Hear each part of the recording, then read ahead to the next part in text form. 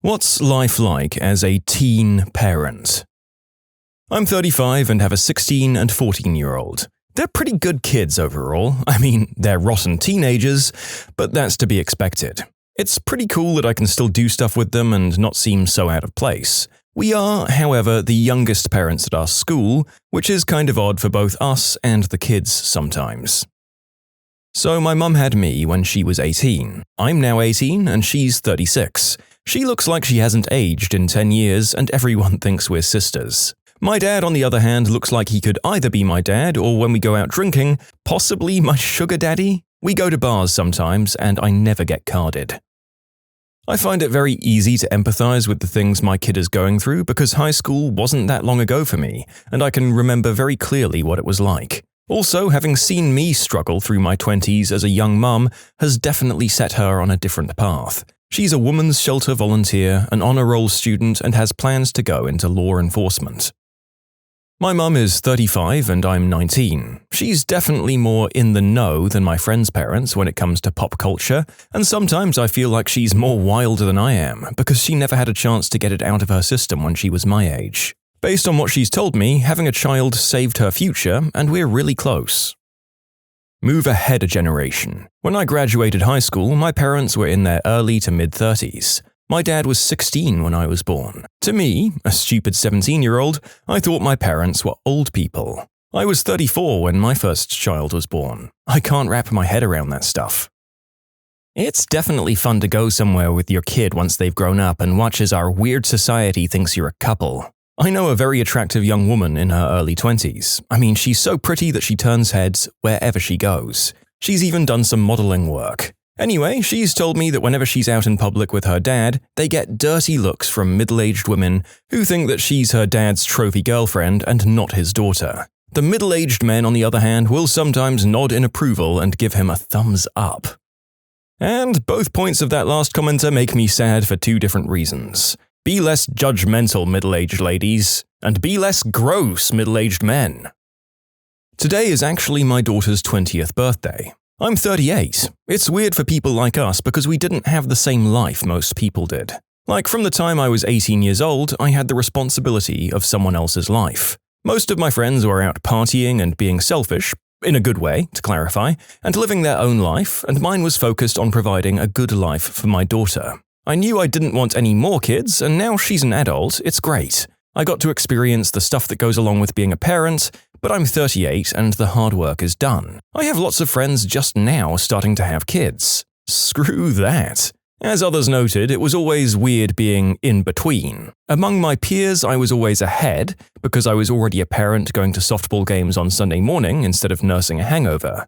Okay, sometimes it was both. But all the other parents were way older than me. Walking into my first parent-teacher conferences, I felt like I was going to get into trouble. Also, it leads to some weird situations. I used to go geocaching with her on the weekends, and I can remember some old lady grilling me because I was a 24-year-old guy walking out into the woods with a 6-year-old girl. And of course nobody thinks, oh, you're her dad. I also had to bust up a house party that she threw in her mum's foreclosed house when she was about 17. I walked in and looked around for her, and nobody had the sense to realize that I was a parent. It wasn't until I started screaming, "Everyone, get the frick out of here before the cops get in," that they realized that I wasn't there to chill. Though I have to admit, I was pretty proud. They'd blacked out all the windows so no light was coming outside, and they had a full-on DJ with a sound stack. 17-year-old me would have loved that party.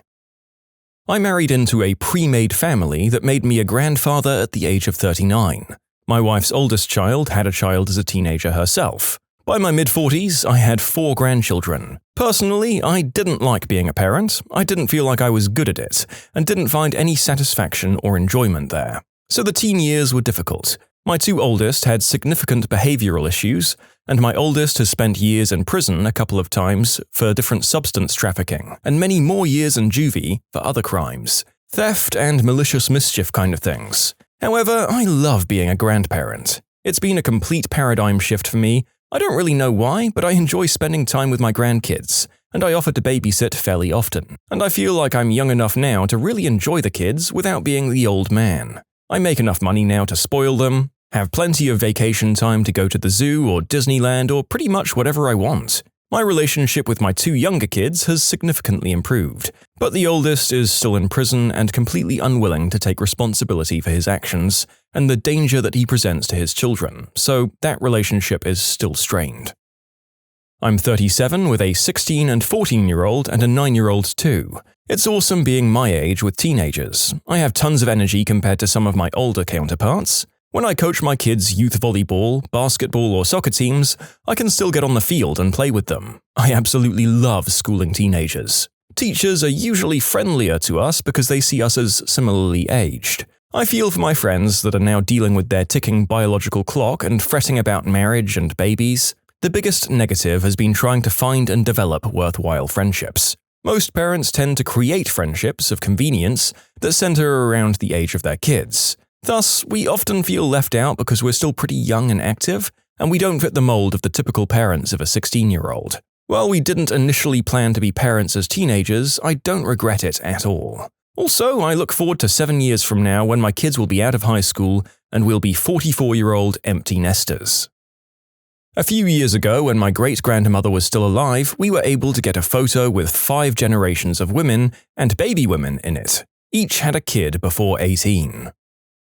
It's pretty sweet, actually. My son is 14 and he's almost 3 inches taller than me now, and I'm the cool mum to all of his friends. He's a really good kid and involved in anything and everything he puts his mind to. I often feel like it's the payback for enduring the amount of crap society threw my way when I got pregnant with him in high school. Teachers wanting me to drop out, principal not wanting me to walk with my class, because apparently it would look bad for the morale. Screw your morale. I graduated high school and college with honors. My son knows my history and knows what he needs to keep it from repeating. He is, though, above all, my son. He knows that too. Yeah, man, frick the school system. When I was pregnant, I was trying to move my class schedule around and the guidance counselor said, well, it's not like you're going to graduate anyways. I graduated with the second highest marks in my class. I am the teen baby. I can honestly say that my mum is the best woman I have ever or will ever meet. I'm 18 now and had a wonderful childhood. She worked her butt off for me and gave me everything I ever wanted. I know this didn't really answer the question, I just had to give a shout out to my mum. Honestly, so far the accounts have all been weighted a lot more towards the positive than the narrator was expecting. It's actually kind of inspiring that so many young parents seem to be able to come through for their kids in the face of societal expectations and support healthy, functional families. I'm sure that there are other cases too, just like older people with kids. We might hear from some more of the negative cases soon. Not yet 30, but my husband is. I'm 27. We had our first child when I was 16 and he was 18. He's 11 and has that preteen thing going on. We've been married 11 years and have a 10, 7, and 2-year-old as well. It's definitely weird sometimes because most of our friends are running around with 1 or maybe 2 toddlers and our oldest daughter is already wearing a training bra. Some cool things, though, are that we're still young and still cool to her in some ways. We like video games and modern music. However, if I even remotely dance or hint at dancing, I get the, "Oh my god, Mum, you're so old, that's so embarrassing," thing. She occasionally tells us how old and decrepit we are, her words, not mine, but she also tells us how old her friends' parents are in ways like, "So-and-so's parents are so old, like 45, and old like Nana." I'm 59, my daughter is 42, and has a 21-year-old daughter who has a little boy who's 2, making me a great-grandmother for frick's sake. Unbelievable. This early motherhood string is unique in my family going back to the mid-18th century, so we're not living in a van down by the river or anything. I'm a professional person, as are both of my children.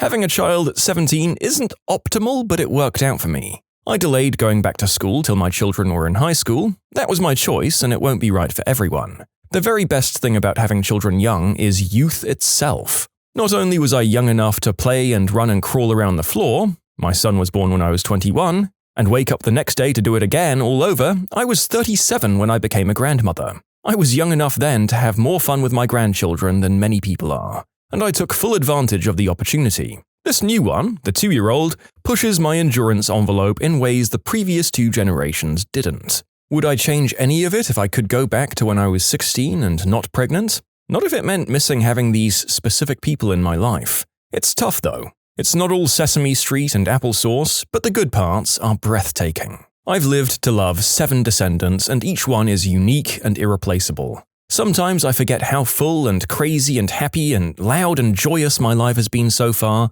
until I explain it to someone else, so thanks for listening. I am the product of a teenage mum. I could have gone the same way since it seemed to be a pattern on my mum's side, but given my upbringing, I knew what I didn't want. My mum and stepdad and that whole situation pretty much showed me what not to do, as it did with at least one of my two sisters. The jury is still out on the littlest sister. So far so good though. That said, I was still young when I had my oldest. I was almost 23. I'd married my high school sweetheart and we just felt that kids were naturally the next step. I don't really mind that I have kids a bit older than my friends' kids. My oldest will be 13 this year, and it's killing me a little each day that goes by closer to his birthday. I'll turn 36 shortly after. I'm happy for him to be more and more independent, but I'm still saddened that he'll officially be a teenager this year. You can submit your own stories to be featured here on the channel. The story submission link is in the description below. And if you want to listen to some vibey music in the background, check out easymode, also linked below, and subscribe. I was 19, my wife was 18. Kids are now 25 and 21. My son just graduated Navy Nuclear Power School, regarded as one of the most difficult curriculums in the world, and my daughter is married and not having kids. So, sitting at 44 and 42, we're empty nesters, less of our two crazy Frenchies. Life is good, man. I've known someone like this, and one of their friends tried for a mother-daughter ménage à trois. It didn't work. While I'm sure this scenario is in plenty of adult videos, I highly doubt the actors are actually mother and daughter. So it sounds like your friend is just kind of a prevert. I got pregnant at 19 and gave birth 2 months after I turned 20. I'm 29 with a 9-year-old now. I'm the youngest mum at my kiddo's school, but it's only because it's at a beach city and it's quite pricey to live here. I'm sure if I went inland, I would meet younger parents. It's pretty awesome that when I'm 38 I'll be done raising kids, provided I don't have any more. It's nice to have a 9-year-old because I wake up most mornings with a cup of coffee that she brewed and put honey and milk in for me. We get our nails done together and she's like a little best friend. She's ridiculously well behaved and I'm just so happy that I refused to have an operation to get rid of her like at least 5 people suggested and 2 offered to pay for. Her dad owes just under 60 grand in support. He was 19 too and he handled it badly. Anyway, it's awesome having a preteen at 29 because she's like my little buddy and she lights up my life. Not quite teens, but I took my sons, who were aged 20 and 24 at the time, on my stag do to Amsterdam where I was 41. My ex had my eldest when I was just 17. It was a group of 20 of us, including my sons, and was so much fun and totally hilarious. I will say that I thought my kids would have seen that it's not easy having kids early, and I was always open and honest to them about the things that you give up having children whilst being young yourself. My oldest son took this on board, and he's waited to start his family. But sadly, last year my 16-year-old son had a child with a girl he's no longer with. We're totally supportive, but I can't help but feeling a little sad that he's sacrificed his own childhood. And it may be more difficult today, given that you need approximately 4 degrees to get any job that can support a family. But then again, maybe just like some of these stories are stories of unexpected triumph against societal expectations, maybe the Zoomers could surprise us. I wish them all the best, I really do. When I was 19, I had my son. You think you'd be generationally closer to them? There's a chasm between a 14-year-old and a 33-year-old today. I feel it's wider than between 14-year-old me and 33-year-old me, mostly due to technology. The years have not been kind, but it's sort of a blessing that I can pass as early 40s. I don't get as much stigma as I used to when he was younger from teachers and scout leaders. I also have 2 small kids. I love them dearly, but I'll be the parent of an under 18-year-old for almost 30 years. I had my son when I was 15. He's 14 now and I'm 29. Everyone thinks we're siblings. I look younger than my age and most people think I'm between 21 and 25, so that doesn't help either. Most of his friends' parents are well into their 50s, so I don't exactly hang out with them or know them very well. I've had people question whether I'm his parent or not, mainly because I'm younger. We'll probably get confused for girlfriend and boyfriend when he's in his 20s. Both my kiddos were accidents. I love my sons nonetheless, but turning 30 this year, and if my kiddos move out when they're 18 to 20 years old, being early to mid-40s will be glorious. Do people really think that their kids will move out at 18? I'm 26 and at least half of my friends my age still live with their parents. because rent and housing prices are ridiculous. I mean, I'm a very independent person, so my parents are kind of free to do whatever they want. But I often wonder if people expecting their kids to move out at 18 and never come back are a little bit naive. Housing and student loans are not decreasing in price. Stepdad here, but my wife had her first of 2 children at 19 and is a few years older than me, so now I'm a 30-year-old with a 14-year-old boy. For some context, I've been living with them for 5 years, and I've been around them most of the time for 6. It's wild. Sometimes I kick butt as a dad, and sometimes I feel like I blow it. That's probably par for the course for parenting. For what it's worth, I don't have a lot in common with my teenage son, but a little more with my stepdaughter, who's a couple of years younger. It probably helps that I've been around for half her life as well. Not that my relationship with my son is bad, but we have to compromise to hang out. I've never been a video game person, so we'll do something like play Halo together, because he likes it and I'll struggle to play, and he'll struggle with me sucking up the mission so much. I'm also not sure that at 30 I'm ready to be challenged by a teenager in the way they typically challenge you. So I try my best to be real and honest and just listen. Also, I look young as it is, so it is hard forming a relationship with the other parents. Usually I get pegged as a much older sibling. Sometimes I feel like I lost the last half of my 20s. I'd like to have traveled more, had more time to pursue hobbies, and enjoy my money when I started earning it. It feels like half of my money goes to groceries because of my teenage son. While I can provide a middle-class life for my kids at this age, my biggest regret is that I'm probably not going to be equipped to help with college a whole lot, if at all. I still won't have reached my peak earning potential. On the flip side, they'll be adults earning for themselves by the time I'm 40. I'm really excited to relax and do adult things with my kids. They're good kids, and I think and hope they'll be good adults with solid values. I think it'll be a lot of fun to do silly things and throw down a few beers. I have to be so serious with them sometimes. Meanwhile, I'm less than 10 years out of college, and I did some funny stuff in my 20s. They think I'm old, and they don't even know. Finally, a topic that I'm qualified to comment on. I had my daughter when I was 17, and she was always proud that people mistook me for an older sister. She wasn't a rotten teen, and I'm not sure why. I certainly made enough mistakes parenting her. She's 28 now, and we're very close. I'm 32 with 14-year-old twins. It's weird. People who meet me at work or other places away from my kids assume that when I talk about my kids, I mean young kids, like under 10. The first time a new coworker heard my son on the phone, she genuinely thought it was a man calling me and that I was just messing with her, saying that it was my teenage son. I'm also told I look about 25 to 27 rather than 32, so that adds to it. At school or sport functions, people sometimes think I'm the aunt or the older sister rather than the mum. Sometimes meeting another parent, I can definitely see that they're trying to figure out how old I am. Did I have them as a teenager, or do I just look really good for my age? And how old I must have been when they were born. It's a little awkward making small talk with people who are 10 to 20 years older than me all the time, but sometimes it does work. One of my best parent friends is a woman in her late 60s raising her grandson. My kids, especially my 11-year-old daughter, are a little self-conscious about my age. My twins are boys, and I know they'd sooner die rather than tell me this, but I think there's been a few "the twins' mum is hot" kind of things at school for them. I also took all of my kids into a coffee place. I normally stop into this place alone on my way to work, and the barista made a big fuss over not thinking I was old enough for these to be my kids, and my 11-year-old just about died of embarrassment.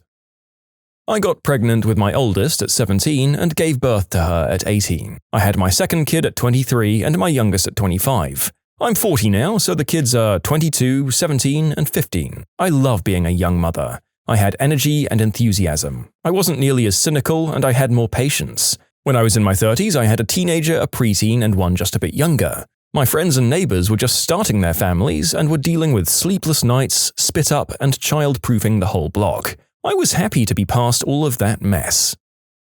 I'm 32 and my wife is 36. We have a 16-year-old, an 8-year-old, a 4-year-old, and a newborn. I'll be honest, having a new baby at this age is exhausting. Yeah, it was scary the first time around, but we had the energy to cope back then. It does help though that they're all great kids. I have to work pretty hard, anywhere up to 90 hours a week, to keep up with the bills, but it allows my wife to stay at home, so the kids have always got one parent around at all times. My father died when I was 7, so hopefully I'll have more years with my kids than I did with my own dad. If I could give any new parents one piece of advice, buy a dining table. It's probably the most important thing in our house. Being able to sit down and eat together as a family is what keeps us all sane. Story from the other side, I'm 16 and my mum is 31. Her family completely wrote her off and didn't talk to her for years. My dad is 32, and his family was super psyched about having a baby. We lived with his parents until about 5 years ago when my dad finally got his degree. I actually like having these young parents because they have tons of energy to do things with me that I've never seen any of my friends' parents doing. My wife and I are in our mid-30s and we have 3 teenagers, 17, 14, and 14. Not twins, just different marriages. Our oldest graduates this year and I'm excited for her to become an adult and start college. In 4 more years, my kids will all be in college and we'll be empty nesters. I'll be 40 and for some reason that makes me feel awesome because we'll have a long time to enjoy our middle years without kids. Obviously, we'll always be there for our kids as they go through adulthood, but now we can go travel and not have to worry about what we're going to do with all these kids. What's the best case of instant karma that you've ever seen?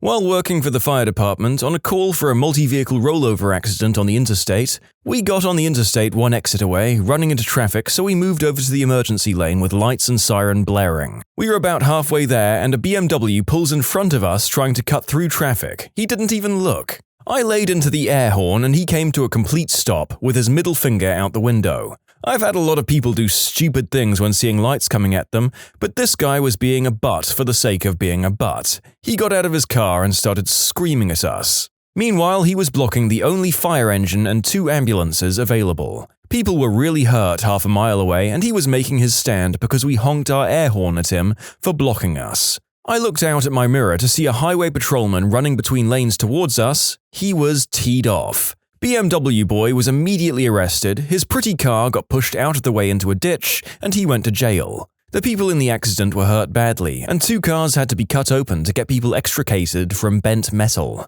It was frustrating. I don't know how you didn't beat the living crap out of him. I would surely not have had the patience. Watching him get tackled and dragged into the mud and then having to get his car pushed into the same mud kind of made it all worth it.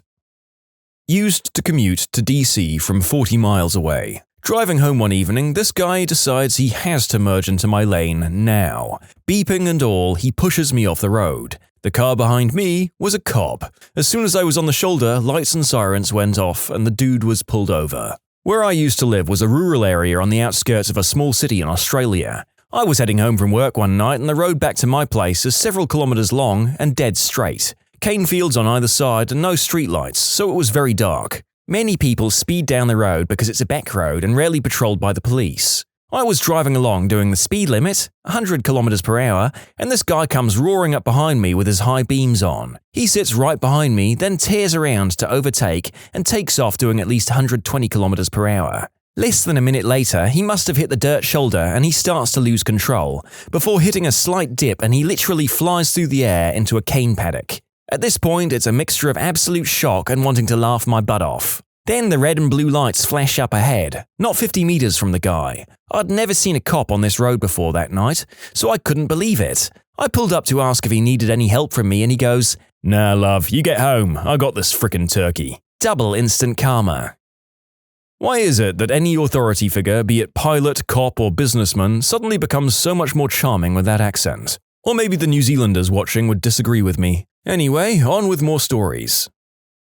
It was my own karma. I was in 8th grade. I was standing on a bench when I watched some girl fall over in the yard. I started laughing and pointing and then went to lean back onto the fence that was behind the bench. Turns out it had broken off where I was standing and I fell straight through and into the mud. I'm in the New York City subway. A guy elbows me out of the way to get into the turnstile first, yelling vaguely that he has a train to catch. No crap. Through the turnstile, turn the corner, and there are a few cops set up near a folding table, and he gets pulled for a random search. I work at a grocery store. I was stocking instant noodles on a big sale display. All I had was a cheap 2-step stool, you know, the one with the bar that runs across the top shelf. Reaching down to the stool from the shelf I was standing on was about 3 feet. I had a 60% chance my foot would land on the top bar and collapse the thing. I asked a co-worker to use his shoulder as a handle as I got down. My supervisor called me a princess for getting assistance. Soon after, he was stocking the 2-liter Coke bottles on a sales display. He tried to get down. He took the 40% success rate jump onto the step. hit the top bar, the stepladder collapsed. He broke his arm and took down half the display. I just clocked out and left before they told me to clean up the spilled soda all over the place. Sometimes the malevolent gods of retail can smile on a poor worker. The beauty of that moment is truly unable to be explained to those who have never been a retail worker before. It's not that they smile upon one worker, but rather direct their malevolence towards another in a larger portion. I was driving home on the highway during a horrible blizzard at night. The roads were extremely slick and dangerous. I was going about 30 miles per hour. My daughter was a newborn and it was the first time I'd ever driven in the snow with her. I was nervous. Some jerk in a huge truck is doing 65, passing everyone in the slow lane and just being really risky and ignorant of the conditions and other drivers in general. He passed me and I was like, "You're gonna crash, bro." Right at that moment, the guy fishtails, loses control, and crashes into a ditch. Don't worry, I'm not a sadist, he was completely fine. I know this because I saw him emerge from the truck and do a little angry freakout dance. His truck wasn't fine. That's what you get for endangering others during a blizzard. During a drive through Philly in standstill traffic, some butthole decides to use the shoulder as a lane to cut in line. The vehicle he ended up cutting off was a state trooper, an instant whoop whoop, and told to pull off the highway over a loudspeaker. I couldn't stop laughing. The time I had my shoes stolen. I was 17, went to a party where there were kids from 2 different high schools. When I went inside, I took off my brand new Nike Air Matter shoes that I'd just brought for $140. Hours later, when I went to leave, my shoes were gone. We had an idea of who'd taken them, a guy from the other school, but didn't have any proof. I was so sad and so embarrassed. I had to drive home in my socks. Long story short, a week later, Monica, the girl who threw the party, shows up on my doorstep holding something behind her back. Turns out she went to a party and saw the guy who stole my shoes, wearing them. When he took them off after a smoke break, she snagged them. Now, standing in front of me, she reveals my Nikes. She told me the best part was watching him look for them, just like I had, and then leaving in his socks. Walking down the San Antonio River walk, the guy in front of us got pooped on by a bird. My friend turned to me and says, "Sucks to suck." That friend literally got pooped on as well, right after the words had left his mouth. Butthole kid in middle school kept trying to steal my cell phone. It was a cheap flip phone, but he'd do it just to tee me off. Our school had a rule that you couldn't have your phone out in class. Teacher left the classroom for a second to have a brief word with an administrator. This jerk grabbed my phone. The teacher came back in a moment later and caught him red-handed with my phone out. She wouldn't believe it wasn't his phone. He got detention. Back in high school, I was kind of being a jerk to a girl I was friends with. Nothing too bad, just some friendly teasing, but still. Then I turned around and fell down a flight of stairs. Even mid-fall, the karma and the justice didn't escape me. We both found it pretty funny. If I've learned anything from similar stories, you guys are happily married now. The narrator has swept the follow-up replies to the story, and this does not in fact seem to be one of those meet-cute type stories. At the end of the day in locker room after gym class, this freshman kid who was really popular and always talked a lot of crap started messing with this guy who was kind of awkward and kind of got picked on a lot. Apparently they got in each other's way in flag football or something. Awkward guy ignores cocky kid for a while until the cocky kid pushed him. Awkward guy had enough and hit the cocky guy in the face 3 times before he hit the ground.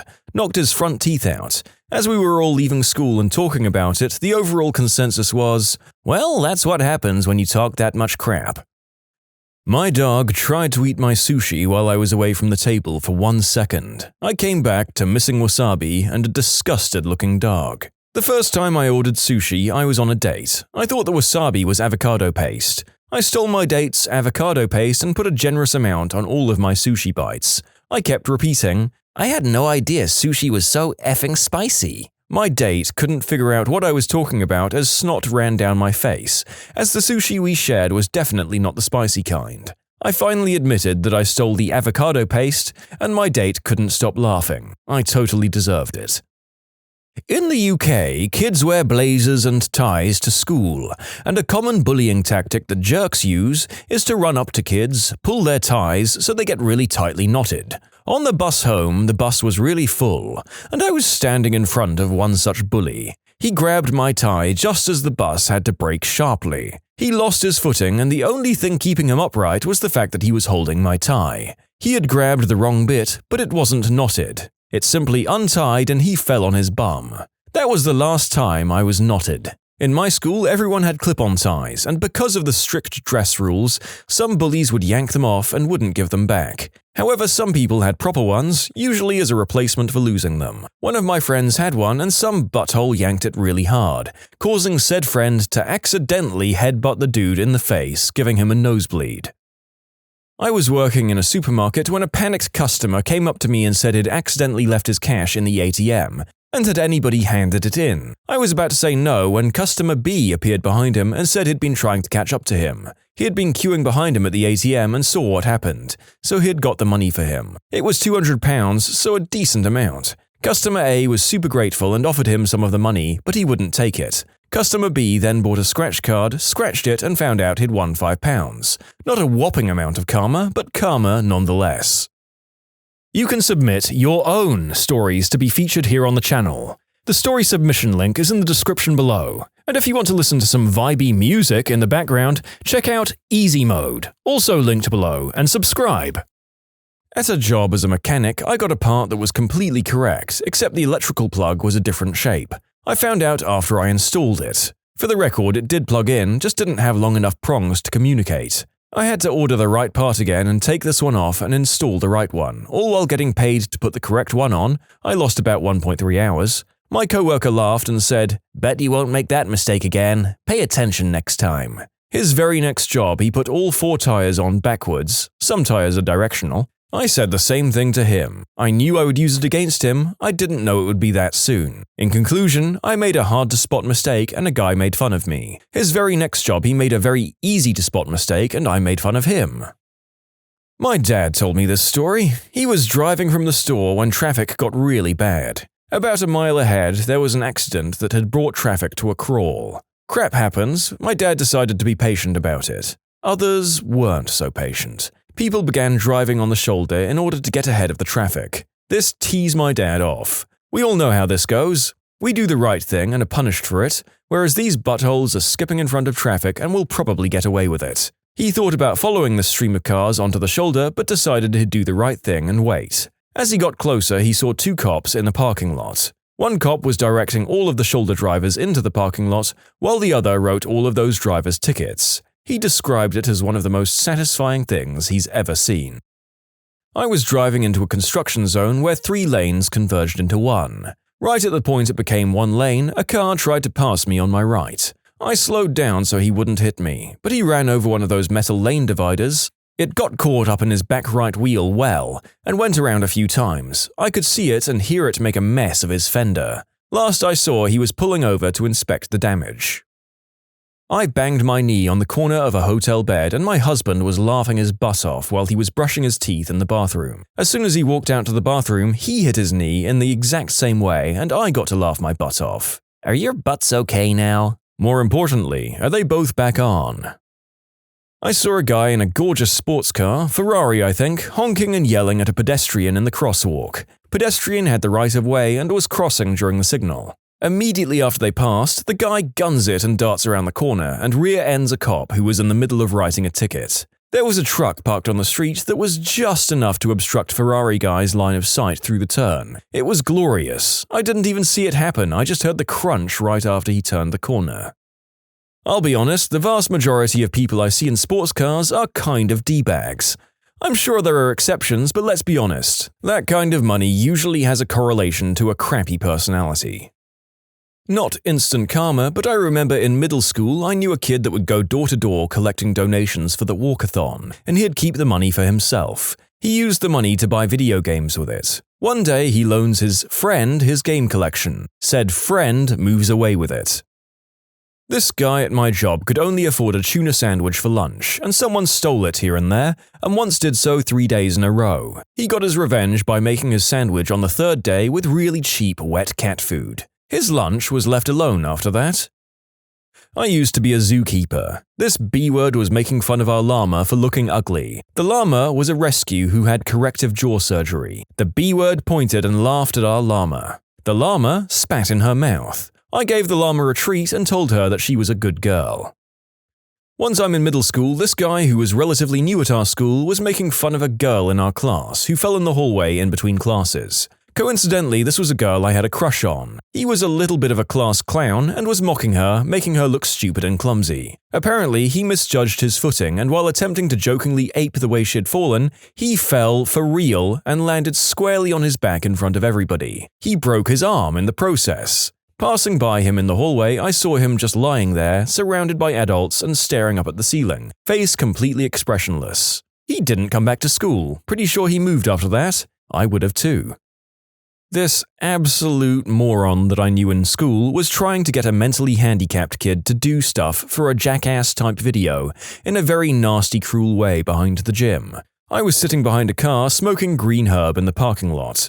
Special kid is not dumb enough to play this game, and this butthole decides to get him to hold the camera. People are heckling and calling out suggestions, nothing interesting happens. Then someone carries out a basketball, puts it on the concrete sidewalk, then hands the jerk an aluminium baseball bat and mimes hitting the basketball, like splitting a log with an axe. Jerk winds up, brings it down, and I hear a blank, and his head is shooting back with blood everywhere. From where I was and how much herb I'd smoked, I thought he smashed his skull. The bat clatters like 20 feet behind him and he goes down backwards. The bat bounced, nailed him in the eyebrow, split it open, and knocked him the frick out. He was okay, but had a scar and a heck of a black eye for a few weeks. And the whole time, the mentally handicapped kid he'd been trying to humiliate on camera is filming and laughing so hard he's fricking crying. Security didn't believe that nobody hit the jerk until he showed them the video. I saw someone tailgating another car on a highway. There was a huge CRTV lying in the road. The tailgatee changes lanes at the last minute and the tailgater slammed full speed into the TV. It was hilarious. That a police car rounded the corner just in time for me and a guy to tell him that a bunch of kids had just thrown a firework at the owner of a nearby store. It was literally moments later and they could see the kids running down the road from where we stopped them. I've got two, can't really decide on which one is best. The first, driving to work during a snowstorm. Pretty much everyone is taking it easy because snow. Some guy in an Infiniti FX35 thinks that he's invincible, so he comes driving down the road, probably 15 miles an hour faster than everyone else. So he goes past me and I don't see him again until the fork in the road. Mr. Superhero went into the turn too fast and slammed into an iron fence at the triangle dividing the two streets. He was fine because he was outside his car, looking at it with a look of confusion. The second story was driving home one night around 10 p.m. I'm stopped at a red light in front of a shopping mall about midway down the block. The east and westbound road is separated by a pedestrian island. Someone pulls up next to me at the light, looks around, and drives through the red light. Suddenly, from the opposite side of the street, red and blue lights, a whoop whoop of a siren, and an NYPD SUV hops the island and pulls the guy over. The police weren't camped out or anything, just waiting at the red light on their side of the street. Right place at the right time. This happened a couple of months back, young driver in a brand new Merc dangerously overtaking me and others on a single lane. Caught up with him at the next set of lights, 2-lane, mine turning, his going straight, both with a car ahead of us. We did the universal wind down your window sign and suggested he cool his driving or he'll get into a crash. He told me to F off. Lights go green, he boots it off the line, smacks into the back of the car in front. Bonnet bent in half, radiator blown, airbags deployed. I got out, checked the other poor innocent driver was unharmed, and gave him my details as a witness. Gave the other driver the old "told you so" and carried on my way. A guy in a Charger was weaving through traffic and passing at high speed in a work zone on the interstate, and I said to the other person in the car, "It'd be nice to see one of these buttholes get busted just once." A minute later, a state trooper swings out from the tree line on an access road and pulls the guy over. Double fines for speeding in a work zone, by the by. My best friend's mum has always been like a second mum to me, at least since my bestie and I were in 4th grade. This year for Easter, she invited me over for dinner with her family, so I decided to get her a quick gift, which included some dog toys for her huskies, some flowers, a thank you card, and a scratch-off ticket. She'd always been so kind to me. She even writes the same sweet, motherly messages on my Facebook timeline as she does for her own daughters. That's probably why I cried with utter joy when the ticket I bought her won her $1,000. It wasn't necessarily instant karma since she'd been good to me for more than 16 years, but she won some money in an instant. Nice to have one of these not just be bloody vengeance, even if admittedly those are just a little more satisfying. In elementary school, all the kids went to the bus stop together. As we walked, one of the second graders ran into a lamp post. One of my classmates couldn't stop laughing. We crossed the street and he was still laughing his butt off and didn't look where he was going. You know what's coming. He ran into a lamp post as well and instantly got laughed at. Was at a show jumping event, and a little girl went up to a famous show jumper with her book of famous riders and asked him to sign it. She couldn't find him in the book and asked if he could help her. He responded, "Find it yourself," and walked away. In his final round after the incident, worth $100,000, first jump, the horse stopped and he fell face first onto the floor. Not gonna lie, I was laughing. The best one was a real frickin' goon at my school. He got up on the roof of a shed to pee on kids as they left the shed. But this dumb bully fell off the roof, resulting in a broken wrist, injured wang, and humiliation. I remember a kid climbing on the roof of a classroom to get conkers to throw down at people walking past. He threw one at someone in the year below who caught it magnificently, then returned it with absolute precision directly into the guy on the roof's left eye. The weird thing was, no one said anything. We all saw it and just accepted that the karma had indeed been dealt. The kid on the roof climbed down and went to the matron. I was walking to the store with a friend when we were 13. We heard someone yelling at us and turned around to see some kid about 50 feet away. He was yelling and calling us every homophobic word you knew at that age. As we started to walk over to confront him, he did a 180 and started running while turning. Well, he spun around and ran face first into a tree and hit it hard enough that he fell to the ground from the impact. We couldn't stop laughing, and hopefully that was enough embarrassment for him to learn a lesson. People who've used a bar's safe word drink to get out of a bad situation, what happened? Had a creeper at a hotel bar who wouldn't leave me alone despite my best efforts to ignore him. I even asked him politely and not so politely to leave me alone. He actually kept trying to touch me and told me that I was going to go to his room with him. He had a strange, angry edge too. So I gave the bartender a help me look and said to him something like, "I need to talk to you about that thing with my tab, remember?" and asked if I could do it when the bar closed, which was like 5 minutes later. He looked at me and said, "Give me a minute," and made a phone call and then said, "So they can help you at the front desk." Meanwhile, Creeper is literally not leaving me alone and is still trying to actually hang on to me and keeps talking. So I start to leave and Creeper is trying to kiss me and pull me close, but I tell him I have business at the front desk and walk up to the desk. There are about 3 employees there, and I said, "The bartender said you could help me with my tab."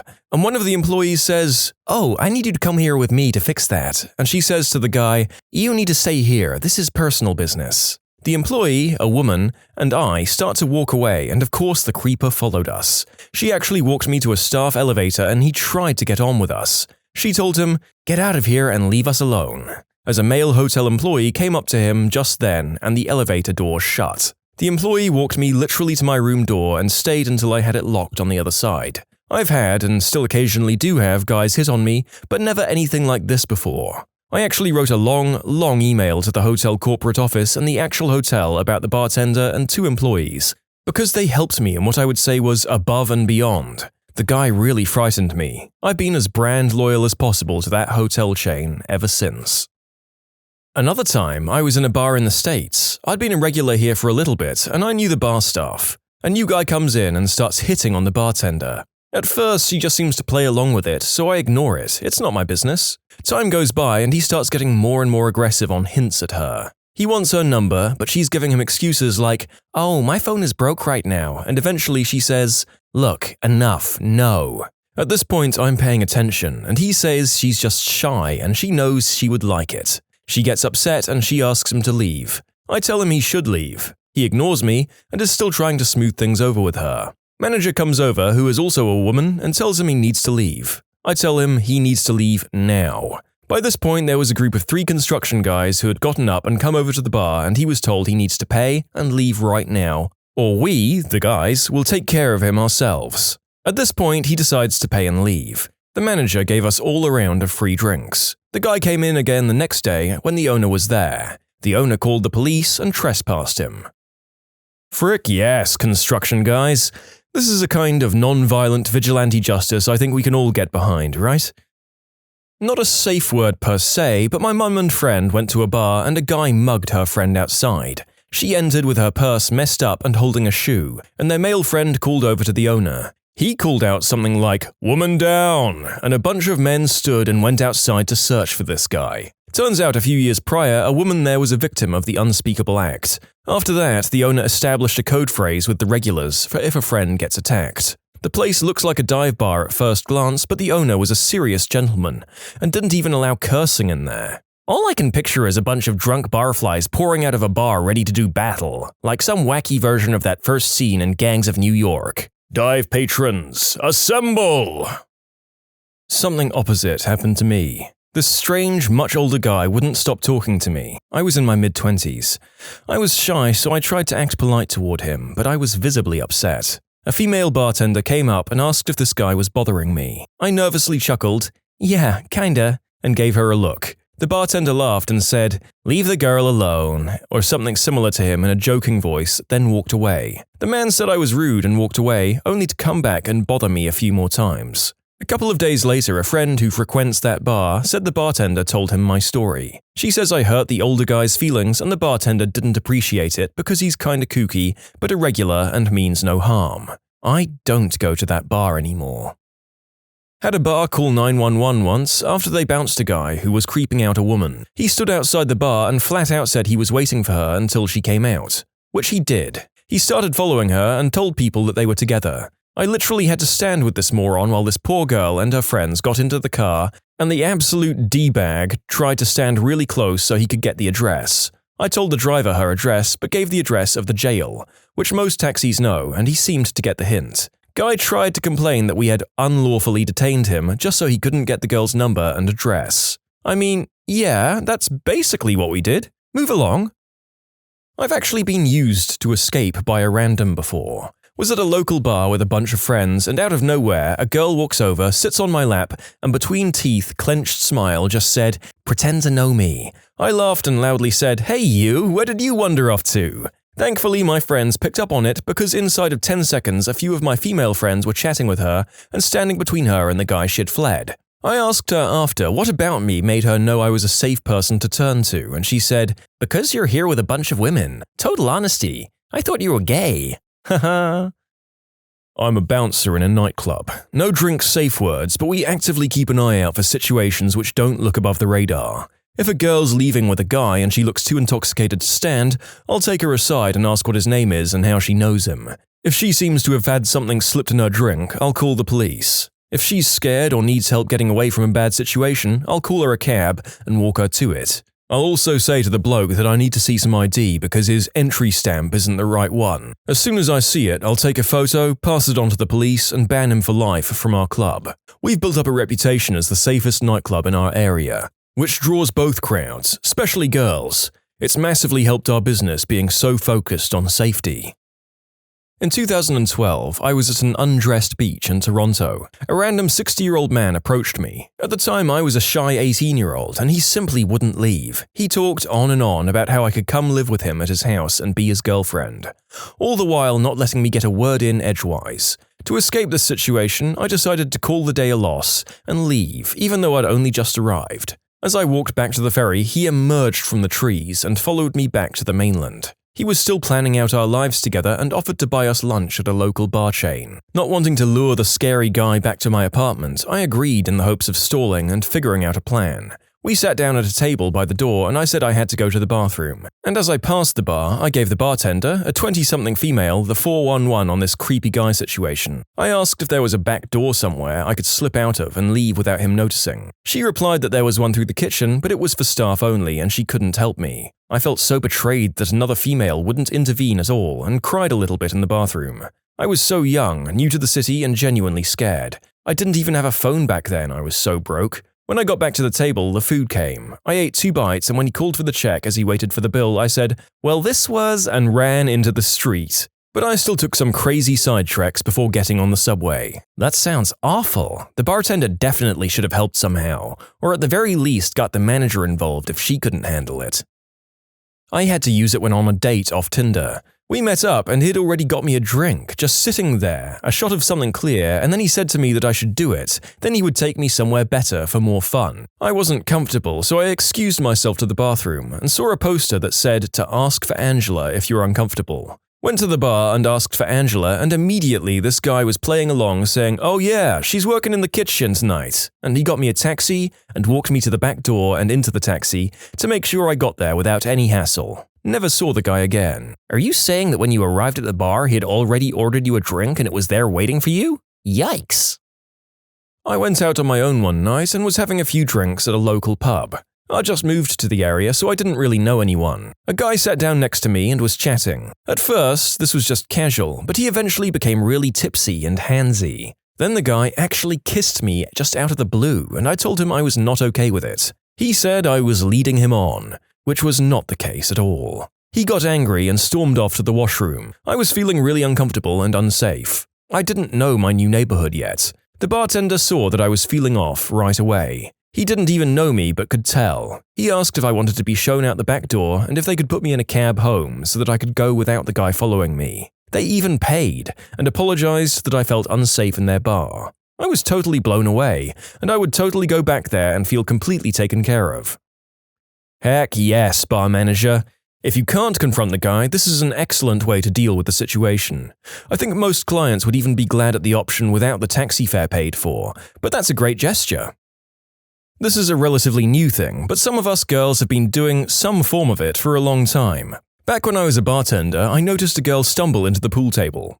She was crying and clearly very intoxicated. I went over to ask if she was okay, and some guy I hadn't seen her with all night jumps up and says, "I'm her boyfriend. I've got her." No, the frick you do not. We got her to calm down and give us her phone to call her roommate so someone safe could take her home.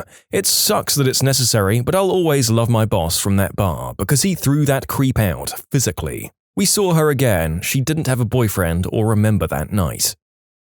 Working as a bartender and bouncer for the past couple of years, I usually just try to watch for body language of people that are in the bar. If it looks like someone needs a quick escape, I'll approach and pretend I'm an old friend that hasn't seen them in a while. If they don't actually need help, I can excuse myself by saying they look like a friend. You can submit your own stories to be featured here on the channel. The story submission link is in the description below. And if you want to listen to some vibey music in the background, check out easymode, also linked below, and subscribe. My university town had the highest number of incidents of attempted unspeakable act for 5 years in a row. The school and community took it very seriously and implemented procedures all over the place. I asked my friend who was a bouncer at my favorite bar and nightclub, what happens when a girl orders the drink? He said it changes from week to week in the ladies' bathroom to confuse men when word gets out. You can use any of the former ones and the bartenders will jump into action. Generally, they find a way to get you away from that person, whether it be a phone call or they need to show you something. Once you're out of eyesight, they whisk you away to the opposite floor of the place. The bar is on the bottom, the club is on the top, and they keep the date occupied until you're gone. If he gets away from his company, they radio that the drink got spilled, and every bouncer abandons their post to try and keep him away from you. They escort you out the back door into a waiting cab. They pay the cabbie to take you home and make sure you're not followed. When you get home, they ask that you flick your front porch lights on and off and call the club to let them know that you're safe. They also save the security cameras from that day in case you have need of it at a later date. I never used their service because my friends were the bouncers and usually intervened before I needed to say anything. My friends did use the service though, and they said it was a relief to be in a bar that took women's safety so seriously, because in other bars in that town you could pay a bartender $20 to spike a drink. I learned the hard way to never accept a glass from someone who had their open palm over the glass. Some people are really sick.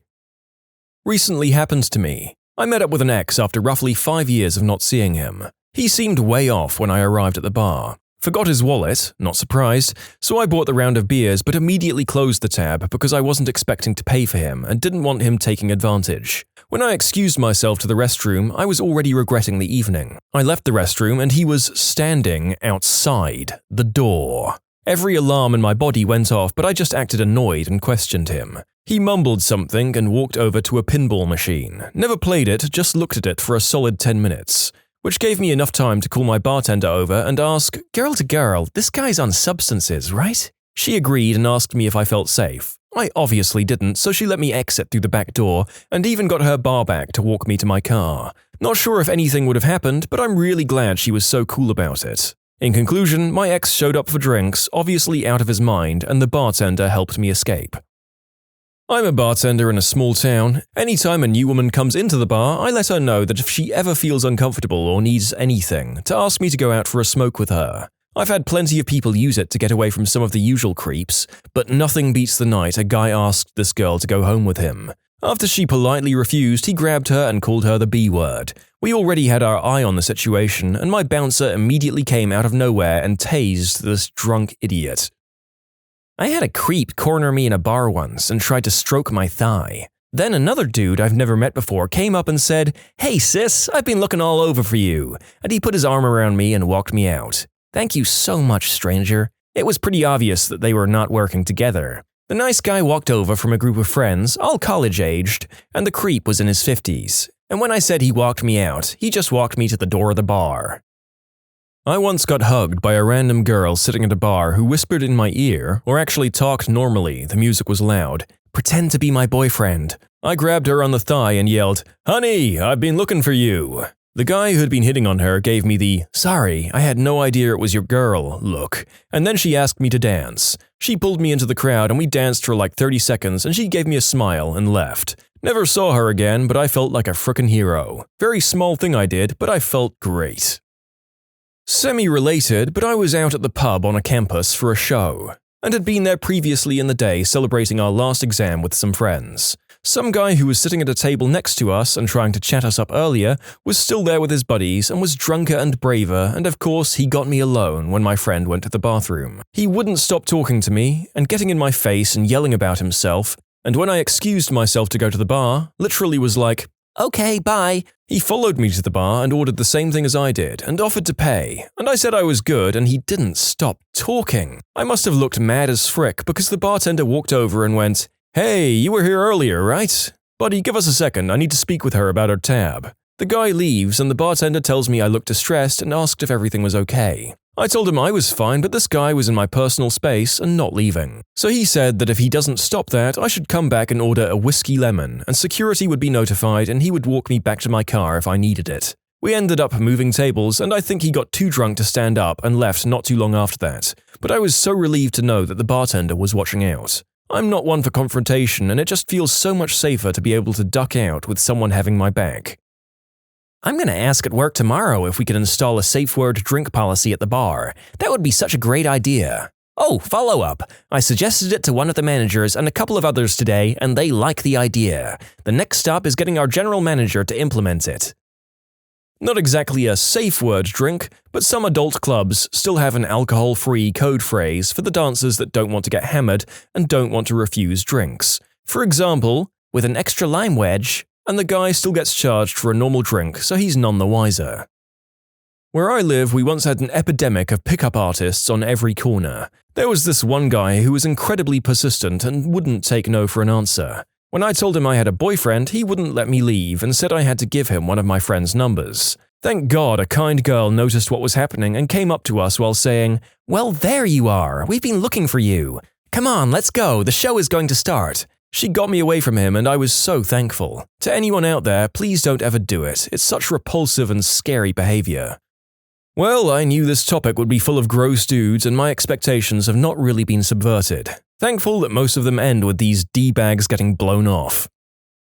I'm a straight guy and I had a girl rescue me once from an uncomfortable situation. I was at a bar with a couple of buddies and these two girls were sitting in front of us that none of us were even interested in, let alone said anything to them at all. They started trying to chat us all up. When asked what we do for a living, I said I was a garbage man and had kids, in the hope that that alone would be enough for them to move on. But unfortunately, no. So I must have been looking around the bar with the eyes that said, "Get me the frick out of here." And this nice girl I'd never met came by and did the "Hey you, I haven't seen you in forever" thing, and gave me a great big hug, which of course I thanked her for. She saw I was super uncomfortable and needed rescuing, so she saved me. I repaid her kindness with drinks and we met up later for a movie. Since then, I've been more aware of the signs and would help a stranger if ever the need presented itself. A guy I was with was super adamant about me keeping up with him, slamming his drinks. He would drag me to the bar and order for me, then egg me on to drink faster. I did not want to be drunk with him. He ordered me a vodka soda and I maintained that slightly pained look on my face, hoping to catch the bartender's attention. When he looked my way, I widened my eyes a little and subtly shook my head no. I watched him as he poured my drink by faking the vodka pour and just filling me with what I presume was soda water.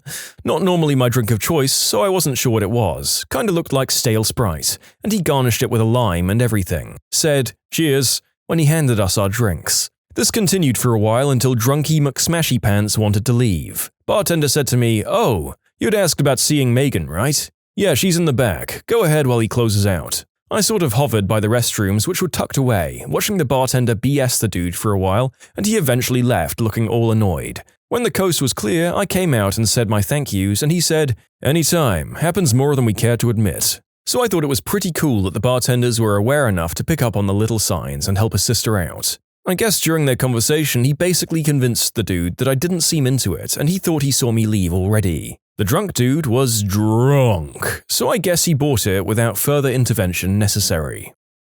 Not a bar, but a grocery store I used to work for had a safe word. The store did a lot of sponsorship, charities, community outreach, and other things, and in particular was a partner with a women's advocacy group. There was a product in the store that was never ever put on sale, so that if any employee was asked what the sale price on that item was, then one employee would distract the guy with customer service while she was shown the product she was looking for, i.e. brought to the store office by way of the back room. The bar never had a safe word, but we had a lot of reasons to get to action. Rough crowd, really. A couple came in, the woman had smeared makeup and both just looked super angry. The girl whispered to the bartender that he was hitting her outside. We called the police and had her come to the back as the guy just sat there dumbfounded. Cops came and put him in cuffs and he's denying it all. The manager came in to get the video for the side camera. She played it and the cops came back out and released him and cuffed her. She had tried to stab him outside and broke his windshield. Great night, and he drank free the rest of the night. I've experienced the bartender hero before. Out with a friend in DC. A guy comes up and stands way too close, introduces himself and shakes my hand way too hard and way too long. I had to actually pull my hand away and he kept the grip. I politely told him I was visiting a friend I hadn't seen in a while and wanted to spend my time with her and turned my back. He kept standing there, trying to talk to me. I again, but more firmly, told him I wasn't interested. He stayed. He orders another drink and the bartender serves him, all the way at the other end of the bar. Actually showed him his drink and said it will be over there and walked it as far away as he could. I thought that was brilliant. He got a very, very good tip from us. What was the dumbest $1 million tech idea that someone ever proposed to you? Someone tried to sell a friend a membership to the new internet. She asked me to sit in and listen to the sales guy's pitch. At the time, I was running a web hosting business along with managing a smaller dial-up ISP's networking infrastructure. The new internet was going to be built new from the ground up. All new infrastructure, but without all the stuff that makes the internet bad. The sales guy couldn't really explain how that was going to work. For only $50, my friend would get a lifetime membership. Members of the new internet could surf the old internet and enter information about old internet web pages into a form on the new internet about those old internet pages. Then the new internet could suggest pages on the old internet when members of the new internet did searches about them. The members of the new internet would get paid for entering this information on the new internet's system. So, after a while, new internet's members would start making money and recover their membership fee. Any proposal that involves description along the lines of members would start making money and recover their membership fees should immediately set off about a dozen alarm bells, no matter what it's about. So it's Wikipedia, but as a pyramid scheme? My uncle suggested I create a type of digital map that could direct you places and help you get from point A to point B. He suggested this 3 weeks ago. Original post from 2019.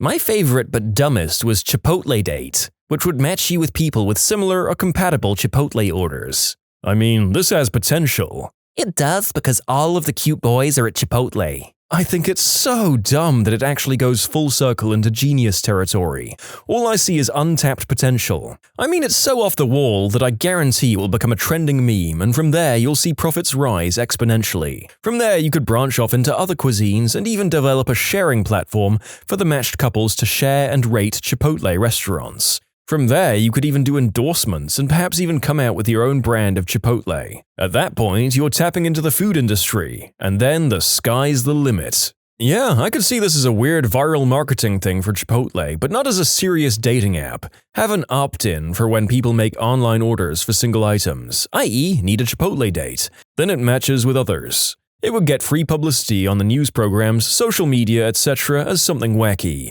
Then it quietly goes away in about a month when the gimmick fades. I mean, a lot of really stupid ideas, if done in a public enough light, can actually see an uptick in business for the entity in question, I guess. As an example of any publicity being good publicity, I'm now craving burritos because I just said the word Chipotle about 6 times.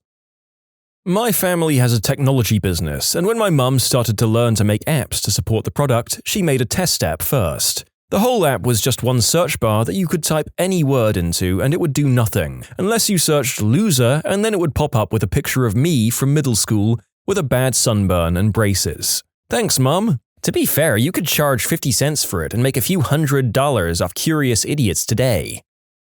A friend of mine wanted me to make an app that turned your phone screen into a mirror. Not a front-facing camera, not just blacking the screen, but a literal mirror. He couldn't grasp why this wasn't possible. Also, any kind of new social media app that they can think of can be made by one person in an hour, apparently. Any attempt to create another social media app, knockoffs of popular games like the plethora of Temple Run games, an app for a smartwatch that will run in the background and periodically meow. I couldn't count the number of people I've seen who think they've come up with a brilliant new app or social media platform that will earn them the big bucks. These people tend to be in their late 40s to early 50s, around the age when thoughts of retirement and nest eggs start kicking in. It's always difficult to sit them down, look them in the eye and explain in very kind terms that their idea is stupid and they shouldn't waste their money. I will admit that part of me enjoys that, though. I want, insert social media app, only with, insert extra function. I don't think people think those things through. Google. Fricking Google failed tremendously at creating a social networking platform. Granted, every single thing they did was as wrong as it possibly could have been, but do these spontaneous idiots honestly think they could do better? Okay, actually, don't ask that as a question, because the kind of person who thinks like this definitely thinks they could do better. For our capstone project, various faculty around campus get to put in project proposals for us to choose from. The worst freaking proposal was a Magic 8-ball type of app, but instead of a Magic 8-ball, it was a psychic dog. It was supposed to scan your dog's paw and give some kind of 8-ball-esque answer to your question. The group that got stuck with that project, I felt so bad for them, repeatedly asking for changes the night before each deadline and getting upset when it didn't come out the way they wanted. Also, they wanted to charge money for this crap app as well. It wasn't even scanning it, it was more of an animated image that pretended to scan it and generated something random. But the point of the post was more towards how badly it was managed by the client during the development. I have a buddy who is a programmer and a while back just wanted to get used to making an iPhone app and uploading to the iTunes store so that he was familiar with the process for when he wanted to do a real app. As practice, he made an app that would randomly generate a name based on census data. More common names were more common. It made it on some website's list of top 10 lazy apps and a bunch of authors started buying it. Last I heard, he'd made about $20,000 on his stupid app he uploaded for practice. Ones I've been asked to make include an app that does your taxes for you after talking about a site that does it, an app to make X, Y, or Z noises, a website to take custom butcher orders. The reason this is dumb is that nobody in the shop would know how to run it except for me, and I was one of the butchers. As per your last point, I remember there was a local pizza place that wanted to do online orders and they ended up with a website that, on submit, made a phone call with a synthesized voice to actually place the order. That way the shop didn't need to change any of their workflow, didn't need to add a computer and check it regularly. The orders came in the same way they always had. I got mixed reviews on this one, so I'll add it to the list. Back when I was in a coding program, our final project was to propose an idea and have the group vote on it and build the app. My app idea was a Yelp-like app for finding public restrooms and leaving reviews on them. Some classmates said it was a smart idea, while others weren't so excited about it.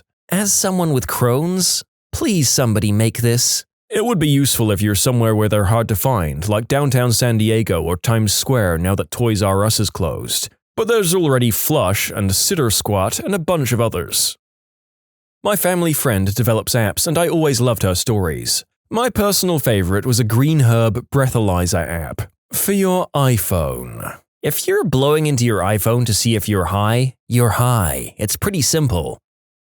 Anything that starts with, "Oh, I have an idea, you build the whole thing and then we'll split the profit." There's been a dude on my local Craigslist for years offering up this amazing opportunity. If it's been years, why doesn't he just learn to code? Is it beneath him? At what point does someone like this gain some introspection and give up? Or do they just keep telling themselves that they're a genius and everyone else is dumb? I have questions. I had a friend who had an idea for YouTube, but better. He didn't know how it would be better. Also, he had no idea about domain names, hosting, VPS, maintaining a website, designing a website, or literally anything. After he explained it, I let him down as gently as I could. That is the stupidest freaking idea I've ever heard. Unsurprisingly, it seems that the vast majority of these million-dollar ideas came from people with no idea about the market, competition, maintenance, or basic processes of creating them. Mostly just telling their ideas to more qualified people and hoping it will make them rich without them having to lift a finger. True story, at a company I worked for, we had created an app that tracked each employee's time.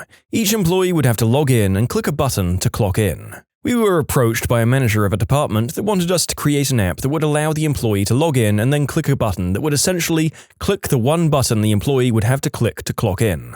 Like, seriously, did you just ask us to build an application to click one button when it would be the exact same as using the other app? My head hurts after reading that. What possible purpose could an app like that even serve? To this day, a few ex-coworkers and I still talk about this. We have no idea exactly what they were thinking, but we've come up with a few theories. Of the few, we tried to reason that the thought in their mind was not able to be translated into words, and the request we got was not really what they wanted. We think they wanted an app that would clock the employee in as soon as they logged in, but you can see where the logic would fail on this. Another thought was that they wanted something just for clocking in, but the software that was written that did the time management was specifically written into the main application for other purposes. Old boss runs a low-level IT company. He wanted me to develop a backup redundancy for military air traffic control software, including designing our own hardware, all because I used to be a controller. No idea how to design, build, or test hardware, no concept of military systems, designs or contracts, federal regulations, military agreements, anything. No software development background. Basically, he had an idea with absolutely no way to implement and no idea where to start. Ultimately, he ditched that idea in favor of certifying small businesses as IDOWorkHereLady compliant, and got angry that I wouldn't just give him a checklist of things to check due to the litany of federal compliance requirements that were deemed too much work to review, learn, codify, and comply with. Trash. You can submit your own stories to be featured here on the channel. The story submission link is in the description below. And if you want to listen to some vibey music in the background, check out easymode, also linked below, and subscribe. AmITheA's delivery service. We'll go to restaurants and deliver food to your house, or go to the store and pick up your groceries. That was my pitch to an entrepreneurial class in 1998. What a stupid idea. There's no way anyone could make money doing that. Well, to be fair, almost none of the delivery or rideshare apps have generated a net profit. Well, it's not about generating a net profit, it's about endless rounds of raising capital and investors while drawing an astronomical salary. Then it's off to the next one. It's a lifestyle. I once had a friend who wanted me to urgently make a full-on sports betting app in 1 week. Like, talk about choosing beggars extraordinaire. He wanted one person to make a commercial betting app to go live in 1 week. Urgently. I could all but laugh in his face and tell him to go F off. Had a guy approach me with something similar. Wanted a web application that would allow him to manage his fantasy football league. Member logins, trades, everything. When I pointed out there were already plenty of websites that do this, he explained that they used a lot of custom rules so they don't work for his purposes. This was like a month before the season started. My compensation would be being able to play in their league for the year, for free, potentially earning me a couple of $100 if I won the championship. I was like, wow man, that seems like a great deal for the amount of time it would take me to complete. Unfortunately, I'm just super busy at home doing absolutely anything else. Sorry. An app that you could make a list in that would live update to all of your devices. so that we can have a family shopping list," said my mum in 2018. I told her that you could use Google Docs for that and showed her how, and she goes, "But that's not for making shopping lists." My sister-in-law thought that I should make a business using drones to make fake reindeer hoof prints on roofs and other evidence of Santa, and when I told her, yeah, no, that's not going to work, she said, well, you should make a program that does that with a drone and sell that. Well, you can always sell it to North Korea. They would love to bring gifts to the rest of the world. A local line cook wanted me to make this app as a side project. Open your refrigerator and take a picture with your smartphone. The app will give you all of the recipes that you can make with the stuff in your fridge. The app itself would be amazing if it wasn't basically impossible to build. Yeah, I want this app that scans every product in a different environment each time. The lighting, scale, and the amount of products stacked behind each other shouldn't matter at all. It should be able to recognize every single type of food, no exceptions. Can you do that for me in a few months? Way too ambitious an idea, but an original one. I think it is possible in the future with the right AI though. There are already some frameworks for detecting objects through images, but those aren't even near perfect. Oh god, there's so many, but I'll just mention one type. Every company with more than 100 employees and a non-tech-savvy boss will at some point blow away 7 figures on a branded social app or website that's going to be the next Facebook or Twitter, where millions of potential customers will certainly want to hang out and… crickets. Yeah, you're going to shut that thing down in 6 months because it's too embarrassing that your big bet social community is a buggy, boring, blatantly sales-focused ghost town. Damn, I didn't know that some of that stuff actually went through. I'm imagining some boss messaging everyone on Facebook to use their better alternative. Surely by now there's been enough time that CEOs aren't still getting these daft idea… Oh wait, who am I kidding? Of course they are. A contest/raffle app where people would be entered to win prizes, and somehow large companies, Coca-Cola for instance, would pay us a few cents for each ticket entered. He just needed someone to put together a code over a weekend and promised me 30% of the profits. He had no answer when I asked him why large companies would pay for us to run raffles through this app. I declined his offer. I hope this qualifies because it was the most unrealistic request I've ever heard. A guy wanted to build a game engine that would incorporate all of the major game categories, FPS, RTS, Sim, Open World, RPG, and others, as building blocks and let a player create a custom one-off game session by picking which of the elements to combine into a game that would then be multiplayer over the internet. I'm not capable of imagining the code it would take to make something like this work. I can do a single-player version of this. It's called a box of Lego. Seriously, the idea is basically just Roblox. I had a Navy captain ask me to add a friend and foe column to the countries table. It took me about 2 seconds. Then he asked me to populate the fields. With what? Whether we're friend or foes with that country. Sir, I'm a contractor. That really seems like something that somebody with authority should provide. That sounds like relationship status, but it needs an "it's complicated" added to it, at least. Someone proposed to me an app for games to play while driving. They only had the vague concept and couldn't see why it could be a problem. Had a friend once who desperately tried to get me to create a search engine that would compete with Google. He's not the brightest crayon in the box. I mean, if you could build a search engine that could in fact compete with Google, that would probably be a pretty good moneymaker. Of course, that's in the same vein as, if I could fly like Superman, my morning commute would be a lot easier.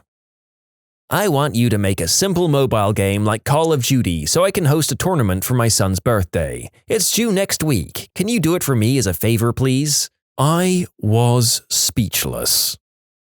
My mum wanted me to rebuild her work's website. I quoted $5,000 and got the, "Oh, we thought you'd do it for experience?" "Yes, on top of my full-time job, I'll build you something for free."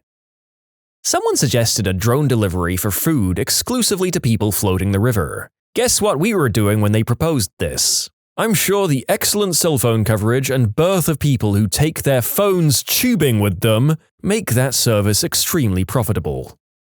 Working in corporate America, we get people that think the company has the budget or engineering staff of Facebook or Google. At various points, I've been asked to build an app that replaced features of Chrome, Notepad++, SAP, and e-commerce sites with features and layouts based in ideas from Facebook rather than business applications. Google and Facebook have an army of engineers working on their products. We're not going to be replacing them on a shoestring budget, nor should we. An acquaintance once said he'd give me one of his ideas. I was curious how dumb it would be, so I asked. He said, like Facebook, but for sports. I said, so Facebook. Yeah, but for sports. You know, where teams can create pages and fans can talk about the team. So Facebook. No, for sports. This went on for about 5 minutes before I explained that teams and fans can already publish everything he wanted using Facebook. The same guy argued with me when I said that ideas are worthless without execution. Sure, if you have particular industry insider knowledge, your idea might have some value, but chances are we're talking about an entire business plan that generates value, not just Facebook for X. An app that would have access to your Gmail to read all of your orders, to check for price drops to get the difference. The user pays on the honor system afterwards, part of the savings. An app that would handle the writing of long tweets, but was also full-blown Twitter client. An app that would send an SMS when you lost signal. Lots of apps that just expect your app can do anything. Well, it just has iOS allowing us to see everything the user does in other apps. One of my classmates requested a copy of Google Chrome browser. Not like a copy-paste of Google Chrome, but a custom browser similar to Google Chrome. Dude, what was wrong with the real Google Chrome? When people wanted Internet Explorer but better, I would install Firefox and put an IE skin on it and change the icons. It looked like IE but ran like Firefox and actually loaded pages. My boss asked me to write a business plan for an Uber-like service for babysitters. At the time, there was a lot of issues with Uber drivers and violence and the unspeakable act, at least in the media. When I asked him how he planned to do background checks or informed him that usually parents want to do an interview before leaving their children, he wasn't pleased. Needless to say, the prospectus painted a grim future of our potential liabilities. Something like this exists. It's called Chime by Sitter City. You register to be essentially an on-call babysitter for certain times. An app that can hack everything, like in Watch Dogs. Oh, there are a bunch of dumb apps in the store. Like seriously, there's apps that claim to make your phone into a scale and people download it. I was contracted to build a church website, and one of the deacons I worked with wanted every single page to have different music played when it came up. The site was going to be about 20 pages. I mean, honestly, the only irrational part is that people don't stay on a page too long usually. If you had the playlist of 20 songs in a randomized queue that played while people were on the site, that wouldn't be too bad. Audio isn't too common, but I'm sure old people would love it. Huh. I like to cook, but I don't usually follow recipes. I'll just throw stuff together. My boyfriend commented once that I should make an app to save my recipes in case I want to recreate them. While his heart was in the right place, I could also just use any number of note-taking apps if I wanted to do this. I did have ideas pop into my head from the suggestion on how to go overboard with features, selecting ingredients and measurements instead of having to type them in, tagging recipes with keywords and other things, but that would be a lot of work for something I wouldn't use.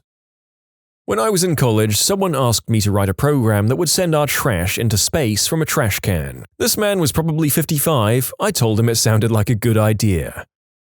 Oh lord, I had some trashy woman propose to me an app that would be like… I can't even explain it because it made no sense. But basically it involved signals on motorcycles and having your helmet also have signals on it, and somehow this involved a mobile app?